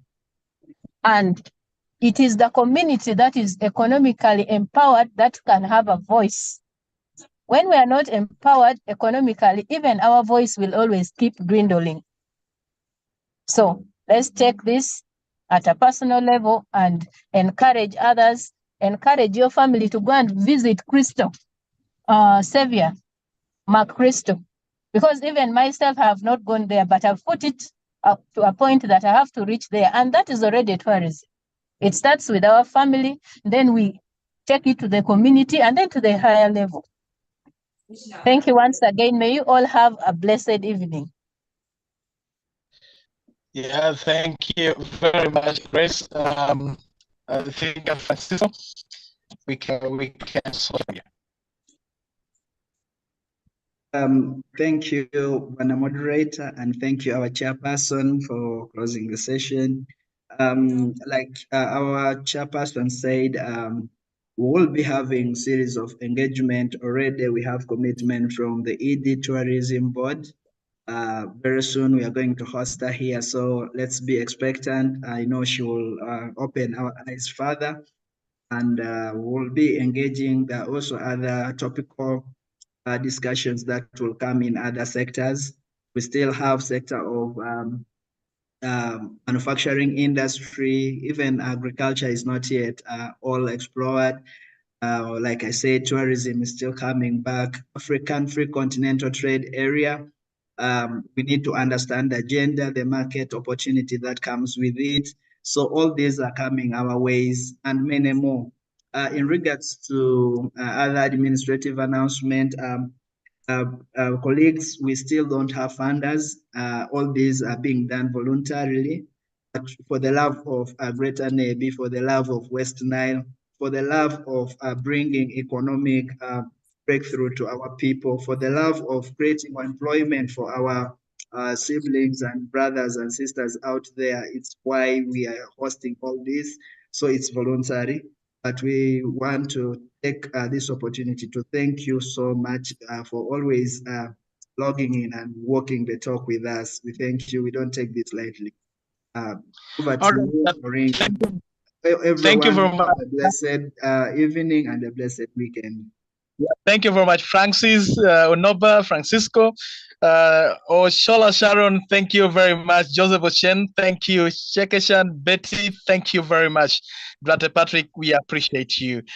Geoffrey Oyirod, thank you very much for the insight. Grace, the chairperson, thank you very much. James, thank you for tuning in, and Latigo Innocent, we appreciate you. Munguriek Okelo Rogers, thank you. Odongo Ben, thank you very much. Otim Derek, we appreciate you. Patra, thank you. Petronila, thank you. Rita Lydia Kisa, thank you. You are such a nice person. I think the conversation should really continue, and there are big opportunities that we can also get through you. Roy, thank you. Xavier McChrystal, you're really an agronomist, and thank you. We appreciate you very much for really, educating us about agroforestry. I last learned about agroforestry way back during geography lesson, but I've been able to understand it practically. Oshama, that is Albert Oshama, one of the directors of Western Television. Thank you very much for tuning in and also listening through. These are opportunities that we need to tap. Venice, thank you very much. Patrick Opento, thank you. We appreciate each and every person. Those who joined us and they left, we appreciate you. Next time, better, we shall be able to continue having the conversation always. And let's have the conversation. The platform should not only be online, we also look forward to having a physical interface with our young people, with our leaders at different level. We need to have this conversation continue, because this is the only way that we can develop ourselves. And I'm taking this opportunity to invite all of you next week on 27th. We shall be having the King of Alur here in Arua. Alur Community Arua will be having their annual cultural gala. And this is one way to promote tourism in our region, West Nile. As the Alur people from Greater Nebbi, all of you are invited as one of the publicity secretaries for the organization right there. And so we shall have a Gwara, we shall have Ndara from Payera. Gwara will be coming from Zombo, and then Oraki and other cultural dances from Jonam people. And all this will be taking place in Arua at Awindri Playground. And so all of you are most welcome. And I'm excited that I have met good friends who can really, promote development in our Greater Nebbi. And let's all work together and see how we can develop our region. It is our region. We don't have any other region. It is our region. So it calls for collective responsibility and collective, working together. Thank you very much. Have the best of your evening. And it is a Friday. Please celebrate your Friday, your weekend nicely. And also think about some of us. Bye. Thank you very much. Off. Thank you. Thank you very much. Bye.